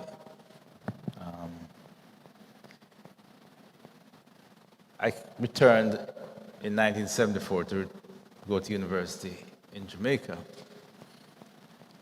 partly in response to free education, which was then announced. But more importantly, I was pushed or given a nudge because I received a letter from what was then called a select board, I'm not sure what it's called now, from the US military, to say that while the draft was not on, I was still subject to being called upon. And I reflected deeply on the possibility that I may have to go and shoot people in Vietnam, people who I've never met. And I said, that was not a vision that I had for my future. You see, I'm a lover, not a fighter. So I came back home, and I have remained. And a lover, yeah. Actually, I found two loves in the Planning Institute. I got two wives from the Planning Institute. One was there, and then she left, and I got married, and then I found my last and final, because when I introduced her and say she's my second wife, she said, who's going to be the third? So I have to be very careful. Peter, I think the last time we met was at the Bank of Jamaica, just at a meeting that was put on by Dr. Phillips, was grappling with the crisis you mentioned, and you had called a meeting on a Saturday, and we were discussing approaches, difficult moments. And then on reflecting on that meeting and reading the paper, I recognized that my life is not really that of an economist. I'm more of a crisisologist. Yeah.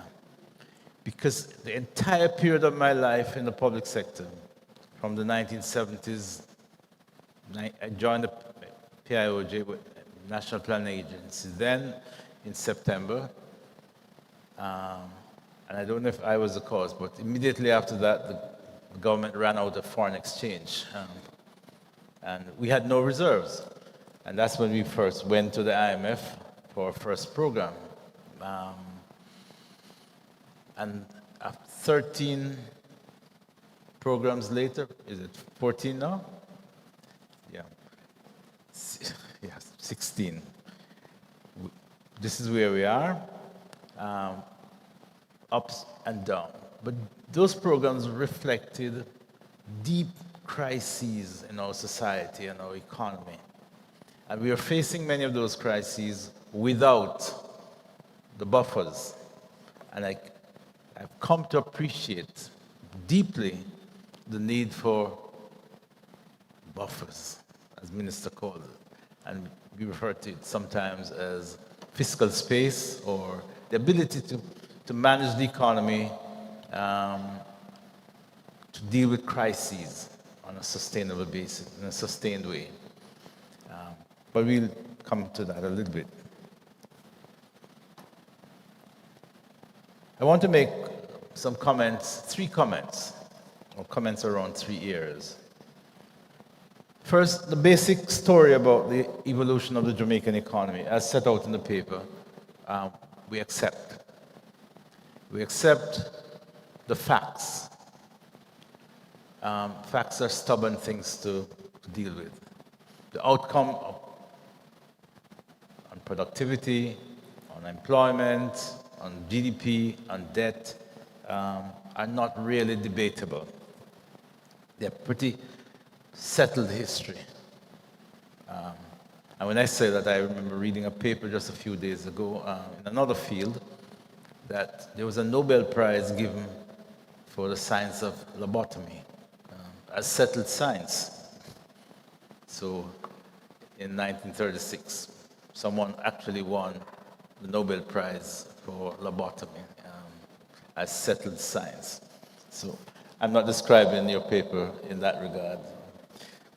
But the data and the outcome and the history is settled. Well, most of the debates would revolve around what I call political economy issues. Who took the policy decisions? Why were they taken? Was the timing and sequencing correct? Which group won or which group lost? What were the main drivers of reform or change? Why were some decisions not taken? What was the impact of external forces or actors? The answer to these questions are fundamental if you are interested in political economy. And I posit that we need a little bit wider framework, and I'm speaking here as an economist, a little bit wider framework than my discipline applies in understanding the Jamaican economy and the Jamaican story. The politics, the political evolution, the choices, the sociology, the history,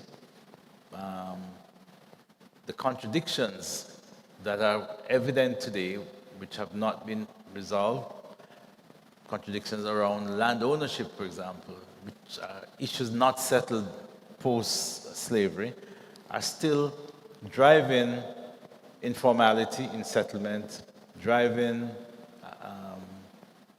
inequality, and to a large extent, issues of insecurity, not just physical insecurity in relation to crime, but insecurity about the future, insecurity about how a family will survive, how will we deal with pension, how will we deal with the relationships, because many of the problems we are facing relate to issues about the survivability of the family. We spoke about that yesterday. So, and these are giving you insecurities about healthcare, about getting old. Will I be able to survive? Issues of loneliness. And these are some of the things that the dialogue for development and the data that is collected by the Planning Institute and the analyses that are done are supposed to shed light on. When I got the paper, it appeared to me, on reading it, that the main drivers for success or failure would be domestic policy decisions and domestic policy implementation effectiveness. And Dr. Henry, a skilled diplomat, used, and maybe you can have a word with him, because he used some phrases like misalignment, which simply meant bad policy.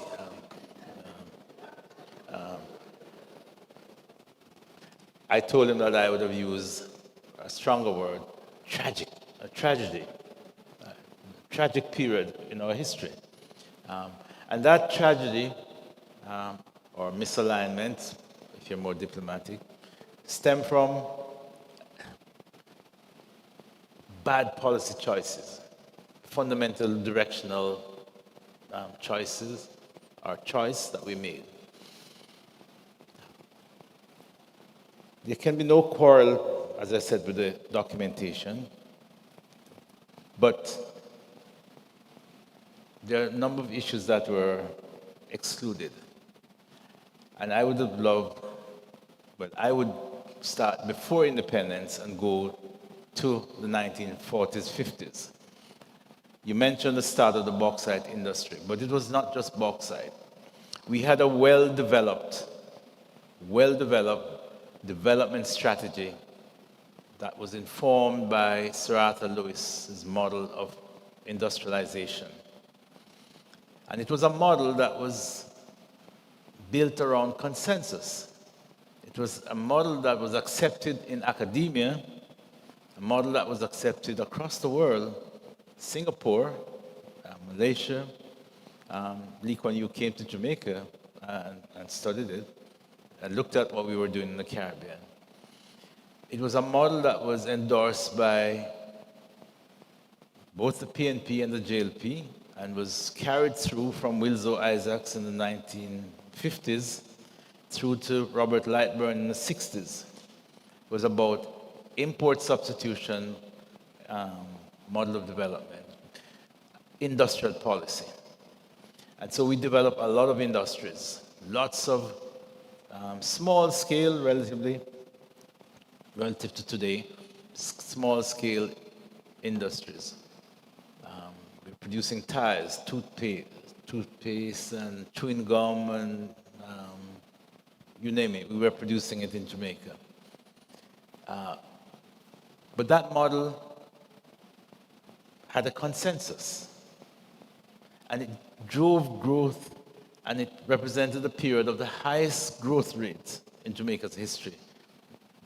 Admittedly coming from a low base, but you're talking about 8-9% per annum for the first 10 years, tapering off in the latter part of the 60s, and came to almost a complete stop in 1972. We built in that period 4 refineries, 2 by Alcan, 1 by Alcor, 1 by Alpart, no, 5, and 1 by Revere, which was never opened in St. Elizabeth. We expanded the tourism sector. We expanded the manufacturing sector. In that period, manufacturing represented almost 18% of GDP, significant growth. So we had a consensus, and we had an economy built around manufacturing. 1972, that period came to an end. In fact, you described in the paper by saying that productivity peaked in 1972. And it wasn't just about the political decisions that were taken. It was the fact that investment, major investments, stopped, ended by foreign direct investment. And manufacturing, if the model was followed, because Sir Arthur Lewis argued that you shouldn't be relying exclusively on import substitution, but a shift should have been made to export promotion and opening up of the economy. But what we did, we went the opposite. We doubled down on import substitution. And I was around. My lived experience now as an economist started then. You know what? There was national consensus, strong support for this. It lasted about 2 years. We doubled down. We limited importation of even American apples. I put one in my smoothie this morning. I was thinking about it coming to the speech. You couldn't buy an American apple. It was illegal. It was banned. Not just tariff being raised, it was banned. We banned Wrigley's chewing gum because we wanted to protect a little factory up in Temple Hall called CB's. And so people were walking around chewing this awful tasting thing out of the in the national interest. Very tough and we were chewing.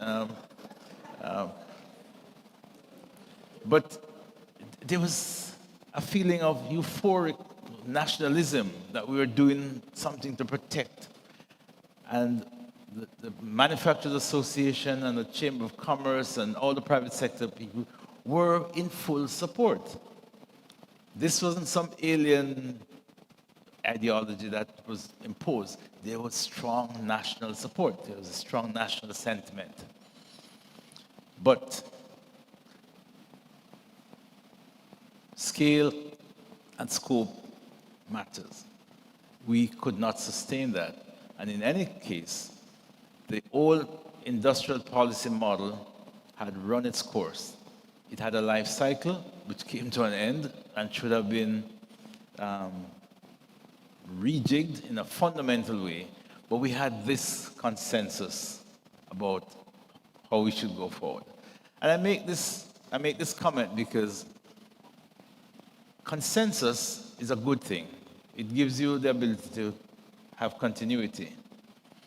But as I told Dr. Henry yesterday, we may sometimes suffer from the tyranny of centrism, or tyranny of a consensus, when what is required is some fundamental rethink. And if you're not doing that, reflecting deeply and asking questions of the consensus, you could find a situation where the world would have moved on, requiring new initiatives, new departures, new programs. But we are stuck with the consensus. I raise that to say that we use a consensus around industrial policy to make a fundamental policy error in doubling down on industrial policy, supporting import substitution model of development and not export promotion as part of that industrial policy. One important issue raised in the paper is that of the financial crisis. I've never spoken publicly on this because it's a controversial subject, and I remember going to the parliament to talk about my view of why there was a financial crisis, and the hearings lasted 2 hours, it was shut down, and nothing else happened. But I made 2 points, and I'm going to repeat them today. That the financial crisis was not just that we took some decisions about liberalizing exchange rate and removing capital control without the requisite regulatory capacity. That was a given. But the fact is that that was a national consensus. There was a national consensus around doing this.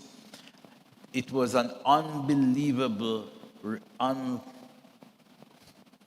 onslaught, let me be undiplomatic, on the government to do this.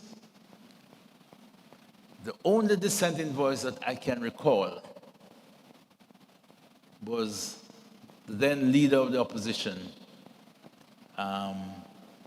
Siaga, who looked in the camera. He was giving his budget speech, and he looked in the camera.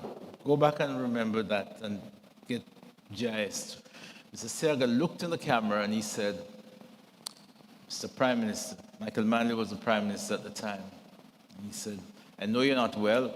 He was at home sick, which is why you're not here in the Parliament today. But I'm going to say this to you. Don't do it. Don't do it. And this was going contrary to the entire private sector recommendation, the entire country who had become fed up of having only $50 when they travel, and which you had to stamp in your passport. And people felt that if you did this, everybody would have foreign exchange, and nobody really thought about the implication. But there was no reserves to support this. The regulatory framework was not in place. The consultants to some private sector interests were telling them, those consultants were telling them that it should not be done now. It's a good thing to do, it's something that you should aim to do, but at this precise moment in time, unless you got reserve support from the multilateral institutions, don't do it. It was done. Exchange rate went very quickly from $9, I think, up to 33. Butch Stewart intervened and brought it down with the Bank of Jamaica help to 22. But even from 9 to 22 is a huge, humongous jump. It caused inflation to rise to about 80% in 1 year. And it took almost 20 years for us to normalize. The other cause of the crisis, in my judgment, had to do with our accession to the WTO, which liberalized international trade significantly. And most of our business sector they were unprepared for this international competition, just weren't prepared. And most of them were dependent on debt financing from the financial institutions. So, double whammy. International competition, rising domestic interest rates, the business sector was under tremendous pressure. And that fed back into the banking system, which is almost a double whammy, or triple whammy, or trilemma. The system just went into a tailspin, a crisis. For me, as an economist and a student, and something of a historian, I think it's a tragedy that we haven't really had a full hearing, a full commission hearing and published hearing on what actually happened. I know research would have been done. Lots of people did studies and people wrote books. some a little bit self-serving, but there's still issues to be ventilated. But for me, the fundamental issue would have been those two decisions and the impact on the economy. And each time we had a crisis of that nature, the state was being called upon to do more. But guess what? The state was in no position to do more. It couldn't even do what it was supposed to do, much less to do more. And it has taken us all this time until, I would say, to write myself a little bit into the picture, not 2013, but post the crisis, the financial crisis, when we formulated the economic program. And we wrote into that program the need for fiscal responsibility legislation, and we committed ourselves with set targets in law, with some flexibility. We had a slip, some called the derailment, very euphemistic language, but I can tell another story. I have lots of stories in my head, most of which I can never speak about. But I'll write them down and they will be published after I move on. But we made some policy mistakes. And on reflection, I think we had consensus, but the exigencies of politics, democratic political debate, and caused some of the derailment. That's just a personal reflection here, sitting and looking on and seeing what was happening. For example, the decision to give a massive increase in wages, plus the back pay of about 20 billion, and doing some things that we were advised by our development partners in the IMF, etc., not to do, and the IDB. But tough decisions were taken. For example, none more difficult than the privatization of Air Jamaica. And I can say without doubt, I consider that to be one of the bravest decisions. There are so many forces aligned to keep this going. Because this was real subsidy for the middle class of Jamaica. It was something that people benefited from, was being paid for by the rest of the taxpayers. But that's another story. I think the paper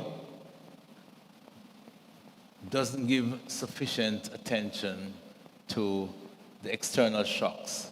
Not just external shocks, but shocks in general. Oil. And that's the other point I want to raise. The oil shocks. Oil is very important in the Jamaican economy. Our industrial base that I spoke about earlier was built around cheap oil. In fact, there was no attention paid to efficiency in the use of oil. And so we built our refineries on cheap oil. And then came 1973, Yom Kippur War, boycott. The Middle East has always been a major factor in our lives in Jamaica. And that oil shock, where prices went from $3 to $9 per barrel overnight, there was no capacity to absorb that, just not there. And it made our industries uncompetitive. And then the government imposed on top of that a levy which made the refineries even more uncompetitive. It made the aluminum smelters in the United States uncompetitive. And so over the next 10 years, there was a stream of closures in the Jamaican economy. Kaiser, Reynolds, later Alcan, Revere much earlier. They all closed. They all left. But not only that, Haiti and the Dominican Republic, both exporters of bauxite, were also eliminated as exporters. So that episode had a tremendous bearing, and it made the manufacturing sector in Jamaica, those small plants, uncompetitive. We were not able to compete with Trinidad, which was flaring natural gas at the time. So oil had a major, major role to play as a shock. Interestingly enough, in 1986, one of the biggest positive shocks to the Jamaican economy was the total collapse of oil prices. So the growth that you saw in 1986, because the decade of the 80s, it's always referred to globally as the lost decade, especially for Latin America. And Jamaica suffered along because we had all these closures in the 80s. The major positive shock was the fall in oil prices in 1986, which allowed the government to do a significant amount of subsidization of food and brought inflation down. And then came another shock, which I think we'd have to pay some attention to, Gilbert. And almost for a decade after Gilbert, we had a stream of natural disasters. And I think we have to take those things into consideration, not to belittle the point about the responsibility of policy failures, but to take into account that there are natural shocks. We are a small environment, small economy. Oil, recession. We had a major recession in the early 1980s, which impacted some of these companies, the aluminum companies. And we also had oil price increases. And that changed the way of life in Jamaica. Manufacturing disappeared largely, not because there was a decision taken by the government to get rid of these things. It was an earlier decision about doubling down on import substitution, plus the shocks, which led to a transformation. And that transformation meant that the services sector became more dominant in the Jamaican economy. And one of the things I would like to explore in what I'm doing now is to look at the fact that productivity in the services sectors tend to be much lower than productivity in manufacturing. Manufacturing is a driver of productivity. And if you look at the period 1950 to mid-60s, when there was a significant increase in productivity, and then it collapsed after 72, it had to do with the fact that manufacturing became the center. So the extent to which we have limited manufacturing in the Jamaican economy and more reliance on services, the productivity is not going to grow as fast. And that's just a fact. So I was not the main lecturer, so I'm on my final point. So, next year. Okay. And, yeah. My last point that I want to make to wrap up is to say that your proposal of the dual hurdle framework, I think is really worthy of pursuing. But the question I would ask is, how different is this from the model that we use in PPP, where private capital comes in and they have to meet a hurdle rate, a certain hurdle rate for it to make financial sense to private capital. But government also has to be there, and government has a hurdle rate, an economic rate of return, which is somewhat lower. And if you meet both, then both the private hurdle rate and the economic hurdle rate, or the economic rate of return and the financial rate of return, the project can go. That would be in your yes. My question is, and if you don't meet those, if the private rate of return is much higher, financial rate, and the government can claw back some of that to share not just the risk, but the returns, to make the project worthwhile for both the public and the private sector. And that's the main benefit of the public-private partnership, and we have done quite a lot in Jamaica. So my question would be, how different would this be from your new framework, from that model used in the public-private partnership? With that said, I do believe that you have really given us something worthy of thought. It's exactly what this dialogue was supposed to be about, and my comments are meant in the best of spirits. Thank you very much. Thank you. Great comments. Thank you.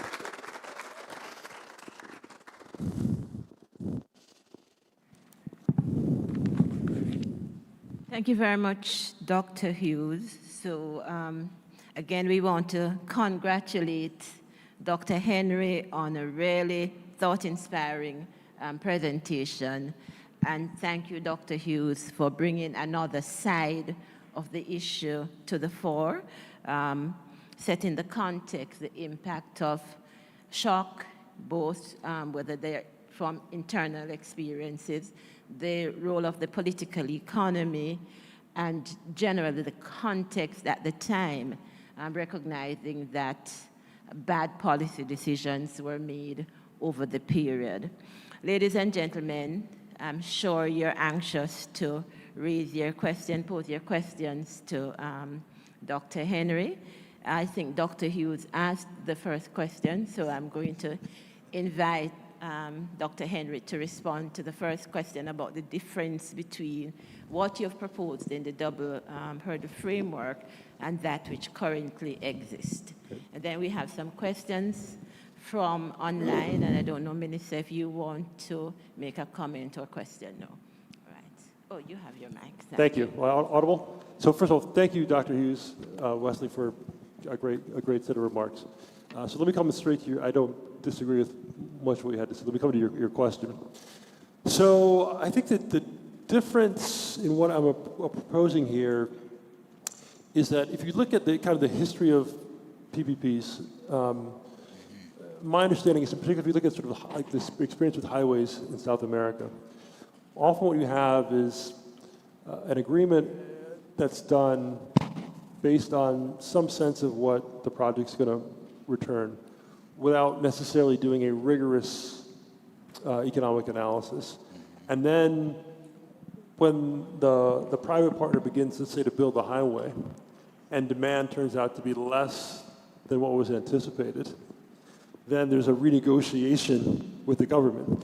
And so what was proposed as being something which would have less impact on the government's balance sheet, because the private sector was going to bear the cost of investment and internalize the risk, ends up becoming a contingent liability. Because with the absence of the rigorous upfront estimation of what a realistic, and then here's the key word is realistic, expected rates of return, the government ends up bearing a lot of the cost ex post. And so what's different here is to say, let's be very serious about the upfront analysis, and in particular because institutions like the World Bank and the IDB have the expertise and the data. These are not easy things to do, but they're knowable facts. And if we can produce realistic estimates of those economic rates of return and take them very seriously up front, so everybody can make decisions about, particularly the private sector, about whether or not it's within their risk appetite to actually undertake these investments on their own balance sheets without resorting to the government to sort of, if you will, kind of bail them out ex post, or to be subsidizing those investments when really there's no need for subsidies. So let me give you a very tangible example. So suppose we know that the underlying social rate of return, or economic rate of return, is something close to 45 or 50% on a project, and you've got a hurdle rate that's 15 or 20%. Then the government has no business, and the multilateral development banks have no business actually subsidizing those investments. Yeah. We should be using those scarce resources elsewhere, right? But without those facts up front, who knows what the reality is? And so this is all about injecting reality into the discussion, and there's still a role for the multilaterals to play in terms of signaling their confidence, right, in the underlying governments, right, by putting some amount of capital at stake in these things. But being very clear, we believe in this government. We're going to put money in some of our own investment in this project. But no, we're not going to subsidize the private sector because the economic rates of return they look ex ante to be really, really high. And so either you guys decide you're going to take this on your balance sheet and take on the risk, or not. So I think that it's injecting that realism in the conversation. I think is what I'm proposing to be different here, and taking seriously the role that the multilaterals can play in actually helping to generate that information and be an independent validator of it. Okay. Thank you very much. Was there anything else from the discussant's presentation that you want to address? I think Dr. Hughes gave an excellent set of remarks. The only thing I would say is that, the political economy point is fundamental, right? Because if we want to understand, there's sort of the what drives development, which I think we now have identified fairly well from history. But there's this really important question as to how do you actually generate the consensus needed around the right policy decisions. And the people who actually live this day to day, our elected officials, know how hard this is to do, yeah. Right? None of this is automatic. It takes really, so discipline, takes, I would say I'd like to say, big ears and thick skin on the part of elected officials, to hear a lot of input, but have the courage and conviction to actually do what's right. And I know that, Jamaica, we've been very successful to have some, successful finance ministers over the last two administrations that have driven really, really hard change. I know this is a nonpartisan environment, but I think that our current finance minister deserves recognition for what he's done in continuing those reforms. So I would just call attention to that, because none of this is automatic. Sure. Yeah. Thank you very much. I think we have Winnet. Are you reading from online? Yes, we actually have a question here from the Affinity online platform where we have people watching and making comments. And this is a question from Stefan Jasquith. And he says, I would like to direct a question specifically to Dr. Peter Blair Henry. We note in your presentation that the strategic public spending with high ROI has positive linkages to increasing productivity. What do you surmise would be the result if the government of Jamaica prioritizes public spending in the public healthcare sector and deprioritize public spending in ways such as building a new parliament? I look forward to your response. Thank you. That's very specific. It's an excellent question. And I think the answer to that question is, with this dual hurdle framework, you can look at many different types of public investment projects. And that's the whole point. It's all about prioritization. So if you're thinking about a public health investment project, you can apply this kind of ROI analysis, right? To say, okay, if it has an expected impact on health and therefore length of life, ability for workers to be in the workforce, reduced absenteeism. All these things can actually be quantified, right? It's not easy to do, but one can actually systematically do it, right? And my colleagues at the World Bank have spent a lot of time thinking about various kinds of interventions and the role that they can have in improving economic outcomes. And so if you do this kind of analysis for all projects that are under consideration, then you have a way of judging, okay, well, if health has a social return of 45% and I'm making up electricity is 15%, then health is a higher priority, right? Because it has a bigger potential social impact. But without actually doing this kind of analysis, you don't know. And the point is, one can apply this kind of analysis to exactly the kinds of priorities that the listener identified. So thank you for the question.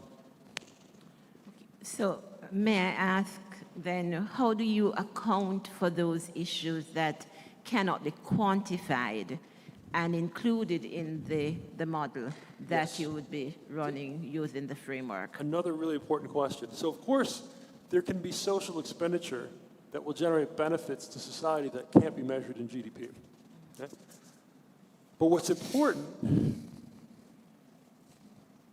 is that those kinds of expenditure have to be balanced against those that do add to GDP.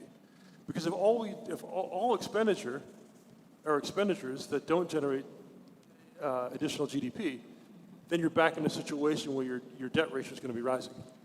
Yeah. Right? And so by doing this kind of analysis to say, okay, we know these projects are going to be accretive to GDP. These projects are not accretive to GDP. And laying those all out in a ledger, so to speak, in front of you, you can then balance the non-economic projects, right, that are for broader social impact with projects that are actually going to drive economic growth, so that you don't get yourself into a situation where you are only pursuing projects that are non-economic. Okay, thank you. Do we have another question? Yes. Good afternoon, everyone. So this is more to provide some kind of encouragement to the persons here as policy advisors. So as an economist, there are times when our prediction or advice may fall on deaf ears or stony soils. I would want Dr. Peter Henry to tell us of a time when your findings or advice was heard, or one of your proudest moments as an economist. When have I been listened to? Yeah. Well, I would say this. The policy advising process is not that decision makers do exactly what you say, what you recommend. And I've always found it gratifying to engage, frankly, here in Jamaica, because I've always found a willing and listening set of ears to have the conversation, right?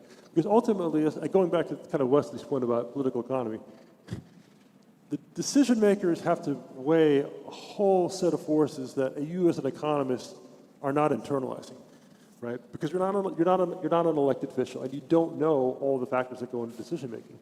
So what you want as a policy advisor is to be taken seriously. And so I've had over the years in Jamaica, across parties, a willing set of ears on the other side of the table, which I've always greatly appreciated. So that's not a dodge of your question. It's just an honest answer and a realistic assessment of the role that advisors should have. I don't know, Wesley, do you have anything you want to add? Yes, I have a lot I could add. Having served about 7 different ministers of finance and 4 or 5 prime ministers, given lots of advice. But I always remember that the cabinet, rather the constitution, says the highest decision-making body in the country is the cabinet. So my advice is just an input.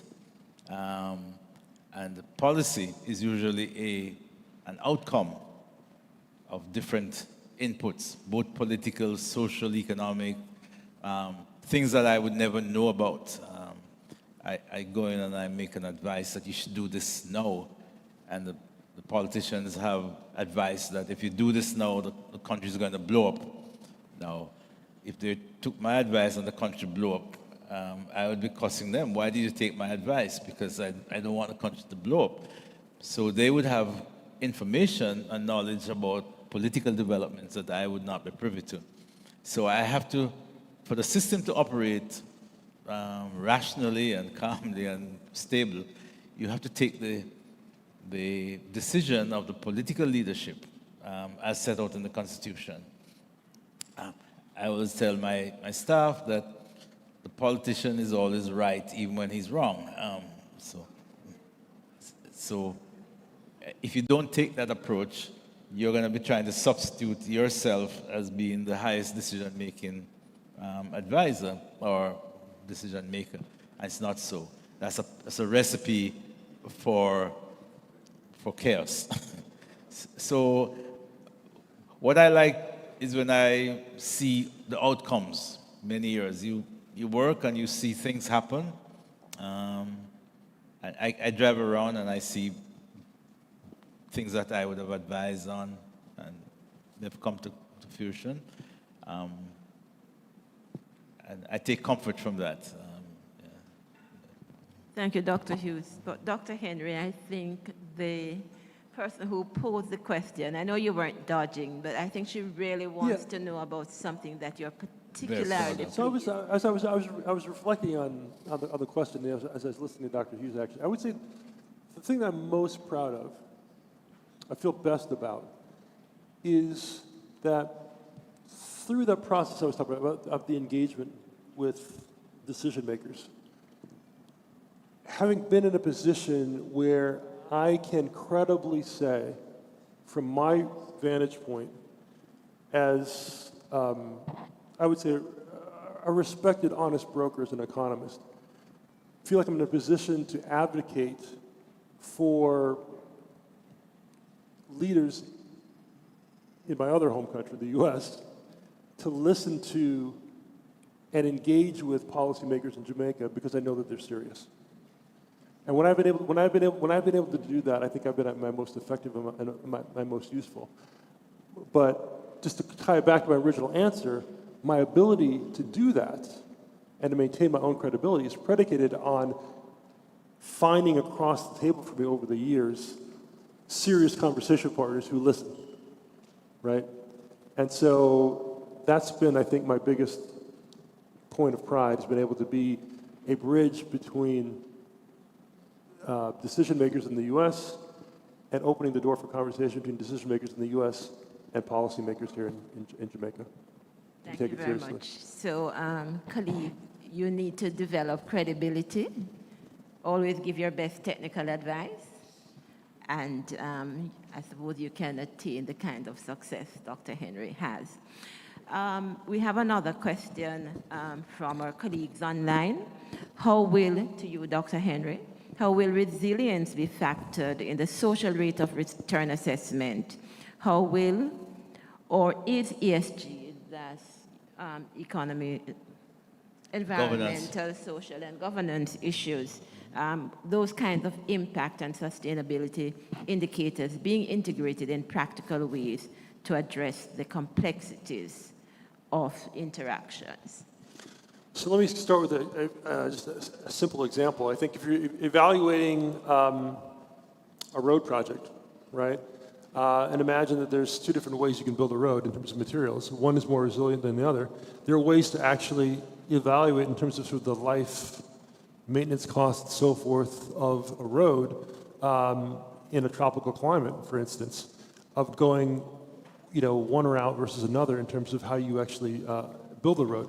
So the folks who are expert at doing this kind of thing on the impact evaluations, for instance, at the World Bank, have thought very hard about how to build in these kinds of considerations, both in terms of cost of a project, but also the benefits over the life of a project that it will deliver.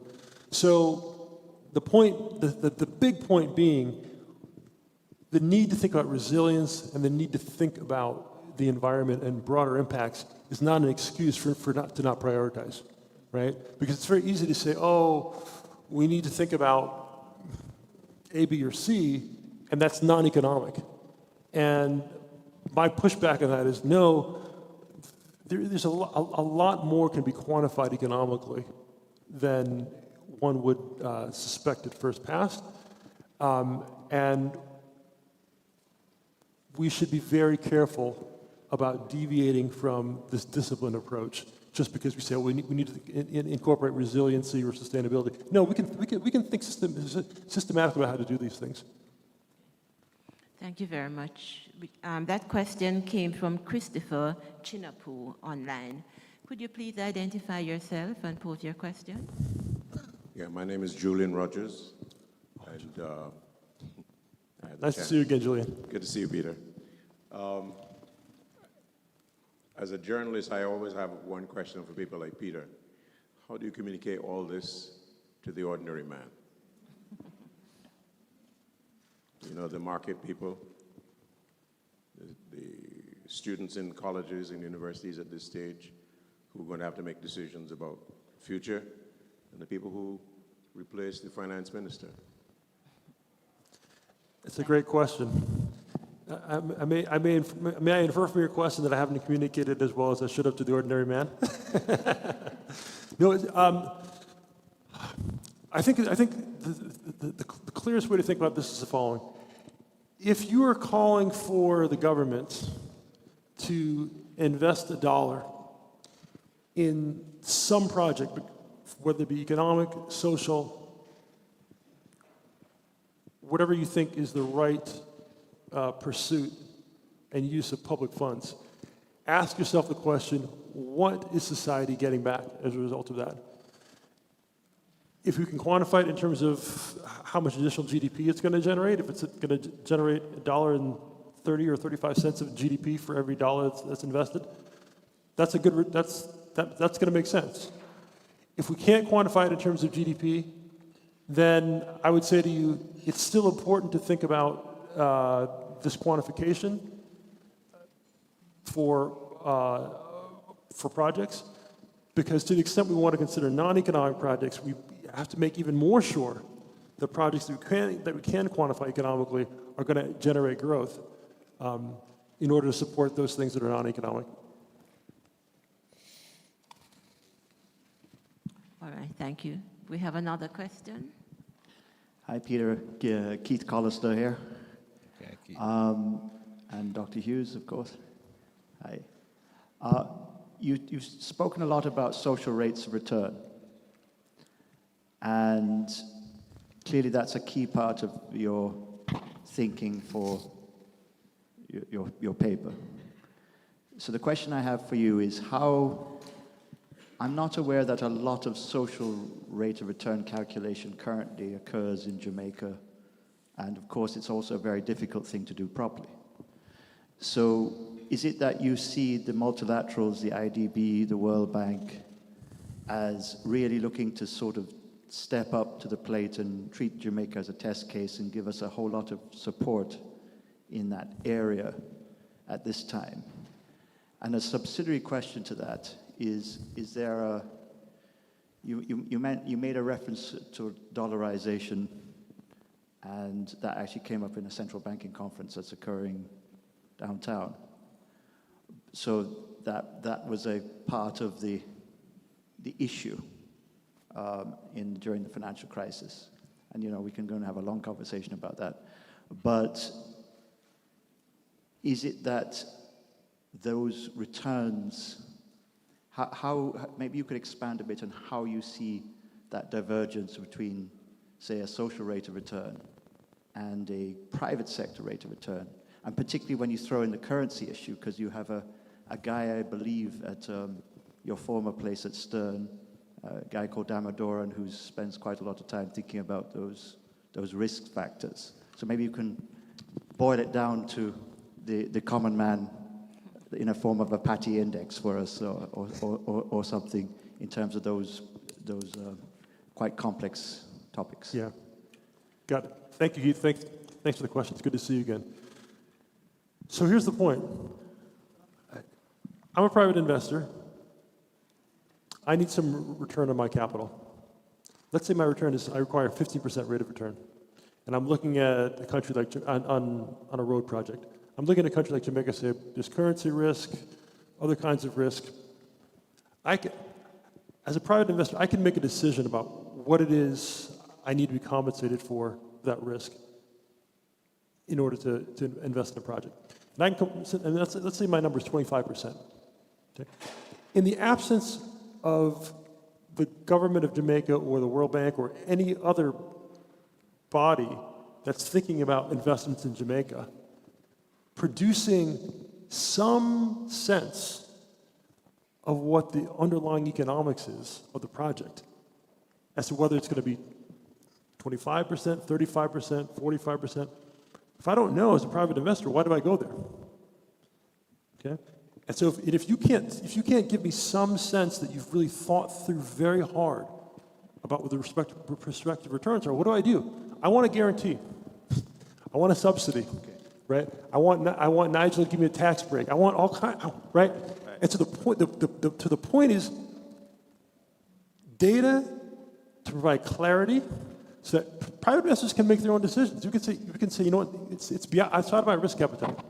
But if I know that there's been a serious analysis of the underlying social rate of return, essentially how much additional GDP are we going to get for each dollar that's invested, and I know that serious people at the IDB, the World Bank, outside economists have really looked at this and thought hard about the process. And there's not going to be one number. It's not going to be 23.9%. There may be a range. Okay?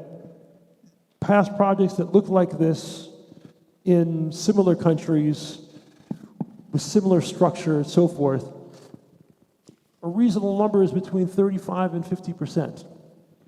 That kind of a conversation doesn't really happen today because, to Wesley's point earlier, we have not taken seriously these ideas in terms of actually using the increased access we have to data now and things that we've learned about how to do this to answer a really fundamental question, which is any businessman who wants to undertake a project should ask the question, what's my return going to be? We do that for private investments. Why wouldn't we do it for public investment?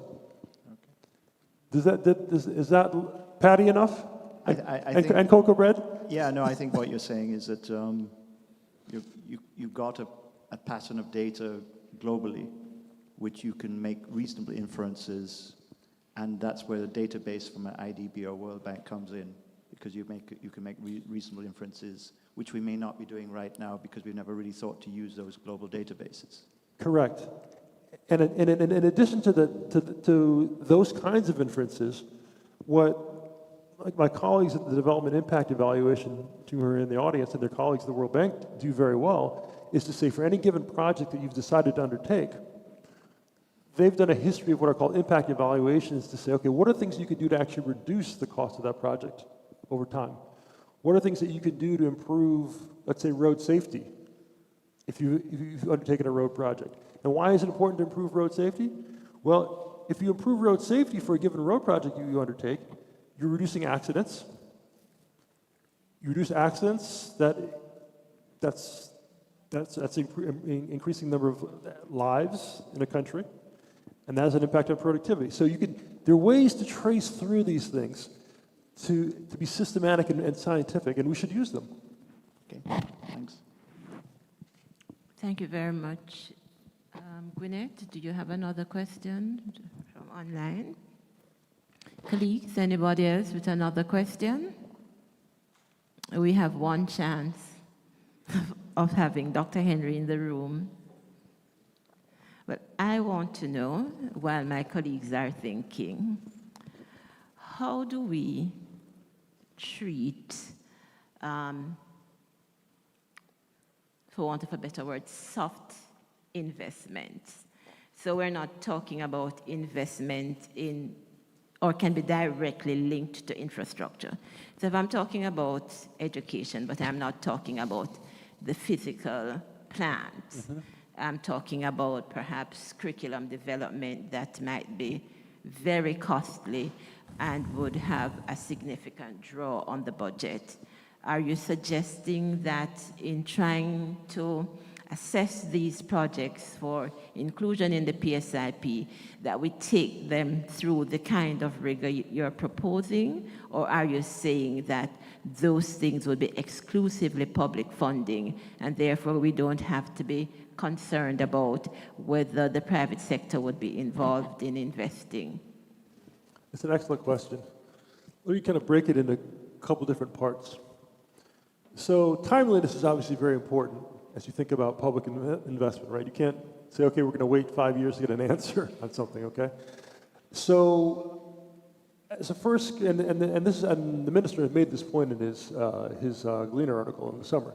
You know, there may be some projects for which some things for which there's a threshold, right? So if something's not very expensive, you may not need to subject it to an extensive process because it's rounding error on the budget, right? But if things that are big, transformational, it can be very costly, it's very important to actually understand whether you're going to get economic benefits from them.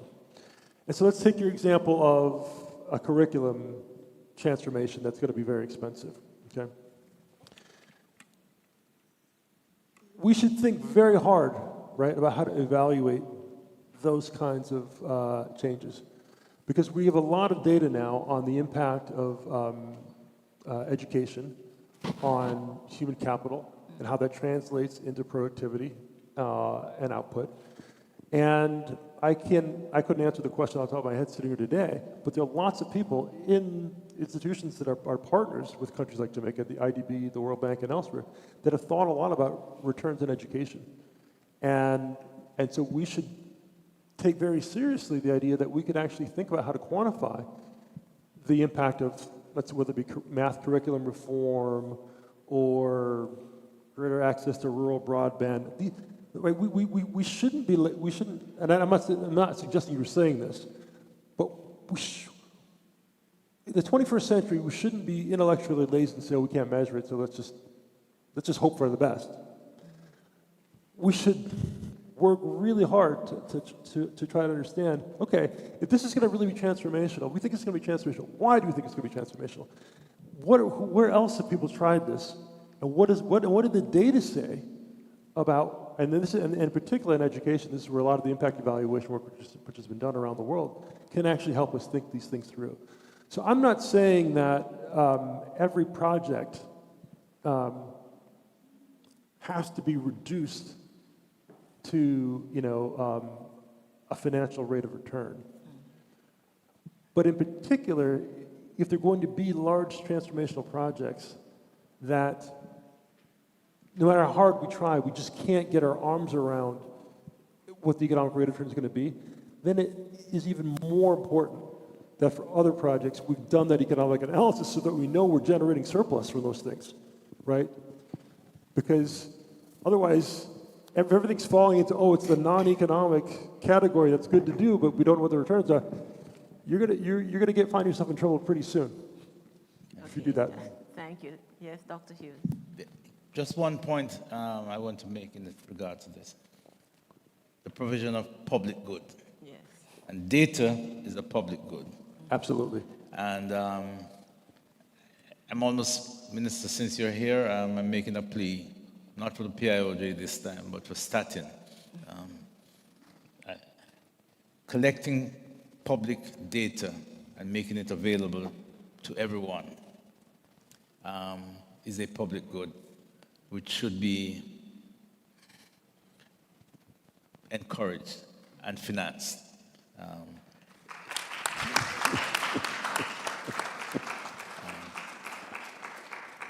I know there was a time in Jamaica when we used to say, we don't know what's happening.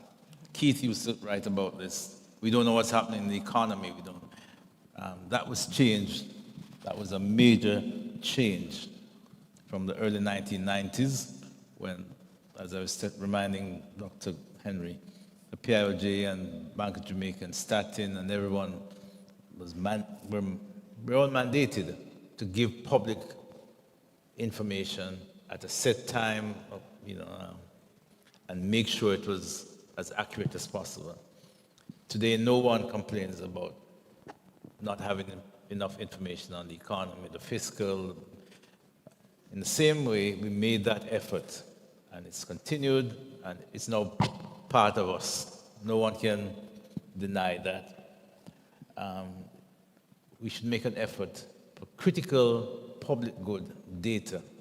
It's a little bit costly. For example, the government wants to invest in renewables, but the data for renewable, for sun and the intensity of sunlight and wind,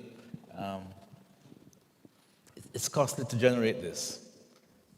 And if that kind of data isn't available and not collected by public agencies, and I'm sure some of it has been collected, but it's not been made public or relatively easy for public access so people can access this in their bidding process, and they feel that they have to generate this information. It adds costs. And so I'm making a general plea, not just a not specific one, but a general plea for investment in our capacity to generate this public good. And one of the great beneficiaries of strengthening Statin is the PIOJ, of course, and Jamaica in general. Thank you very much, Dr. Hughes. Colleagues gone. You will no longer have an opportunity to say you had a few questions for Dr. Henry. You wanted to have something clarified. Well, I suppose you can talk to him at coffee break. But,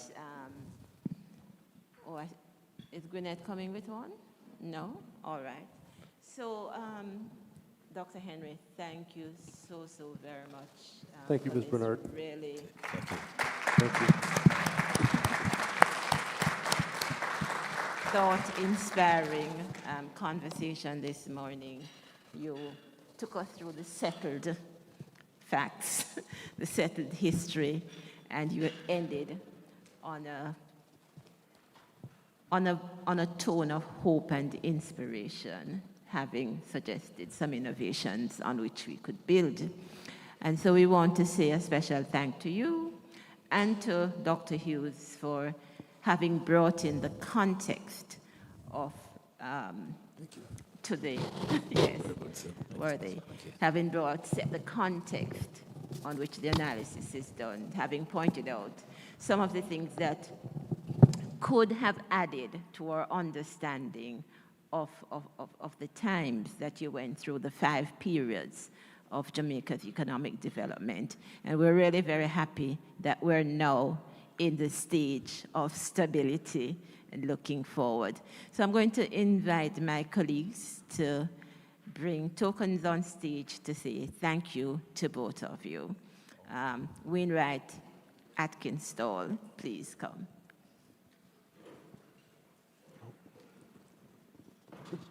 Thank you. Thank you very much. Thank you. Thank you very much.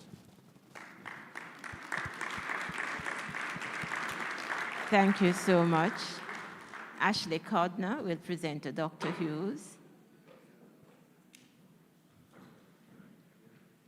Thank you very much. Okay.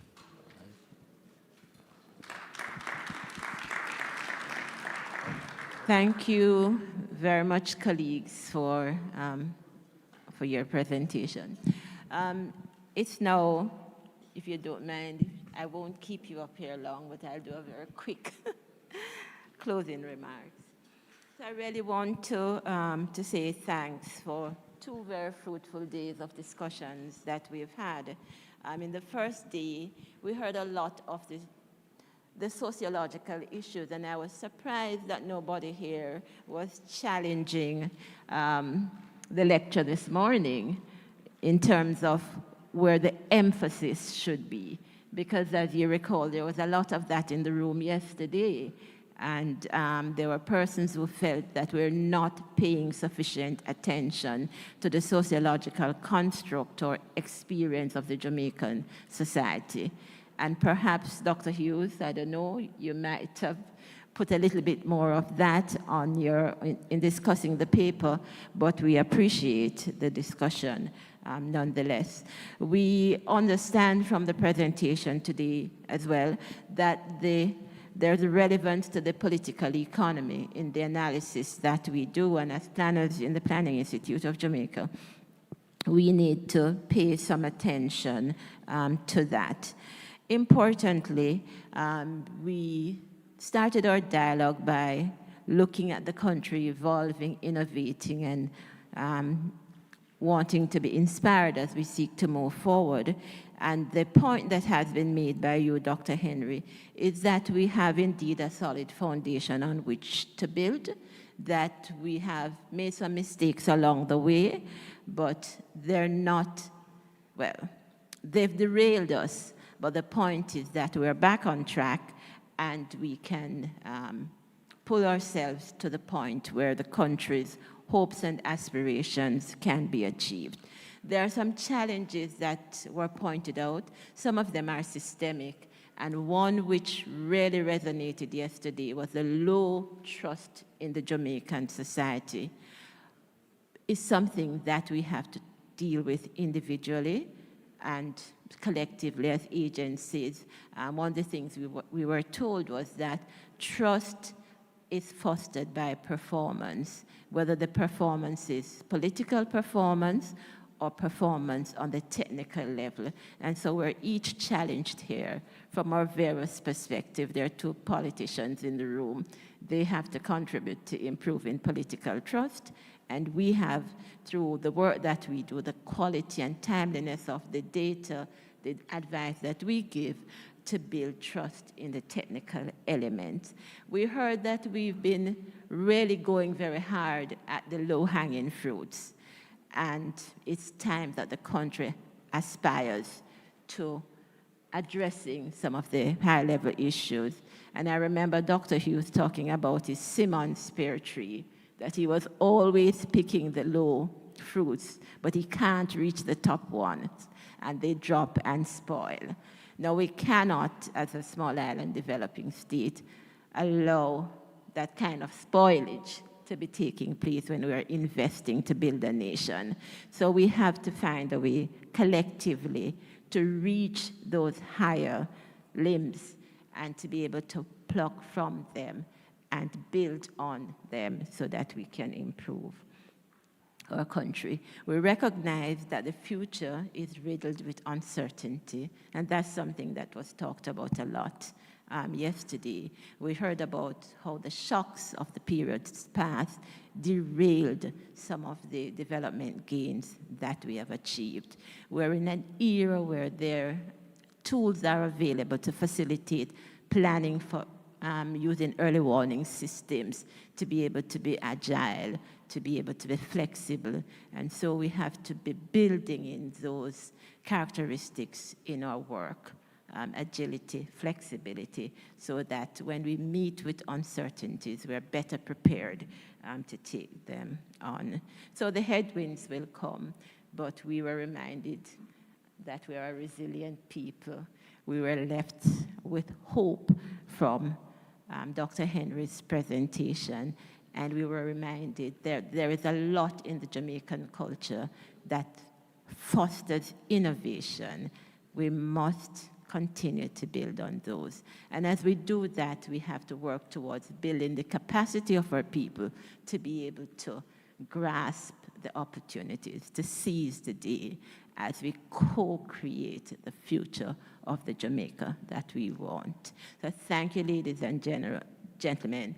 Mine is now the task of inviting Ms. Karen Nelson, Director, Research Coordination of the Planning Institute of Jamaica, and Chairperson of the Dialogue for Development Planning Committee, to deliver the vote of thanks. Please welcome her.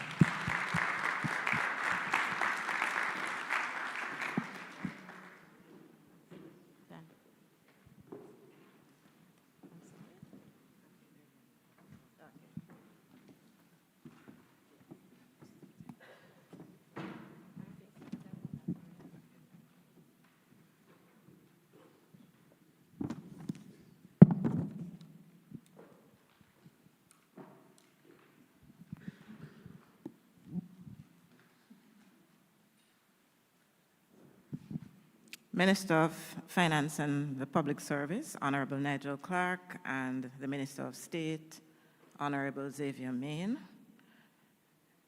other distinguished guests, ladies and gentlemen, it is my great honor to deliver the vote of thanks, what I like to call in Jamaican parlance, to tell thanks. We've had 2 very exciting days, which I hope you've enjoyed and found as edifying as I did. Several people were involved in what I think we can call a resounding success. So now I'm going to follow the very scary and probably unwise practice of naming names. So here I go. On behalf of the Dialogue for Development lecture series for 2023 Planning Committee, I say thank you to Dr. Peter Blair Henry, who traveled from the US to deliver his rather stimulating and thought-provoking lecture. To the discussant, Dr. Wesley Hughes, thank you, sir.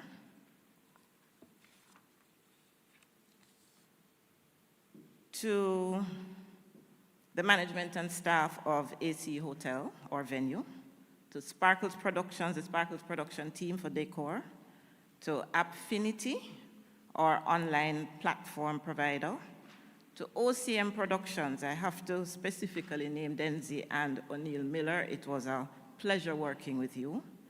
To our sign language interpreter for the sign language interpreting services, Antoinette Aiken. To our panelists, Dr. Heather Ricketts, Dr. Christine Clark, Professor Dale Weber, Mr. Trevor Forrest, Mr. Gordon Swaby, Dr. Garnet Dijan Fairclough, Dr. Adrian Kaur.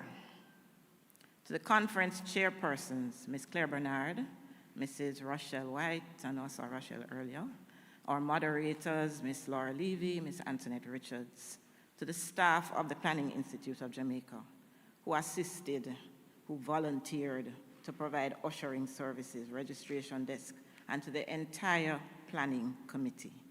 Thank you very much. Ladies and gentlemen, last but not least, to our audience, thank you so much for coming. Thank you.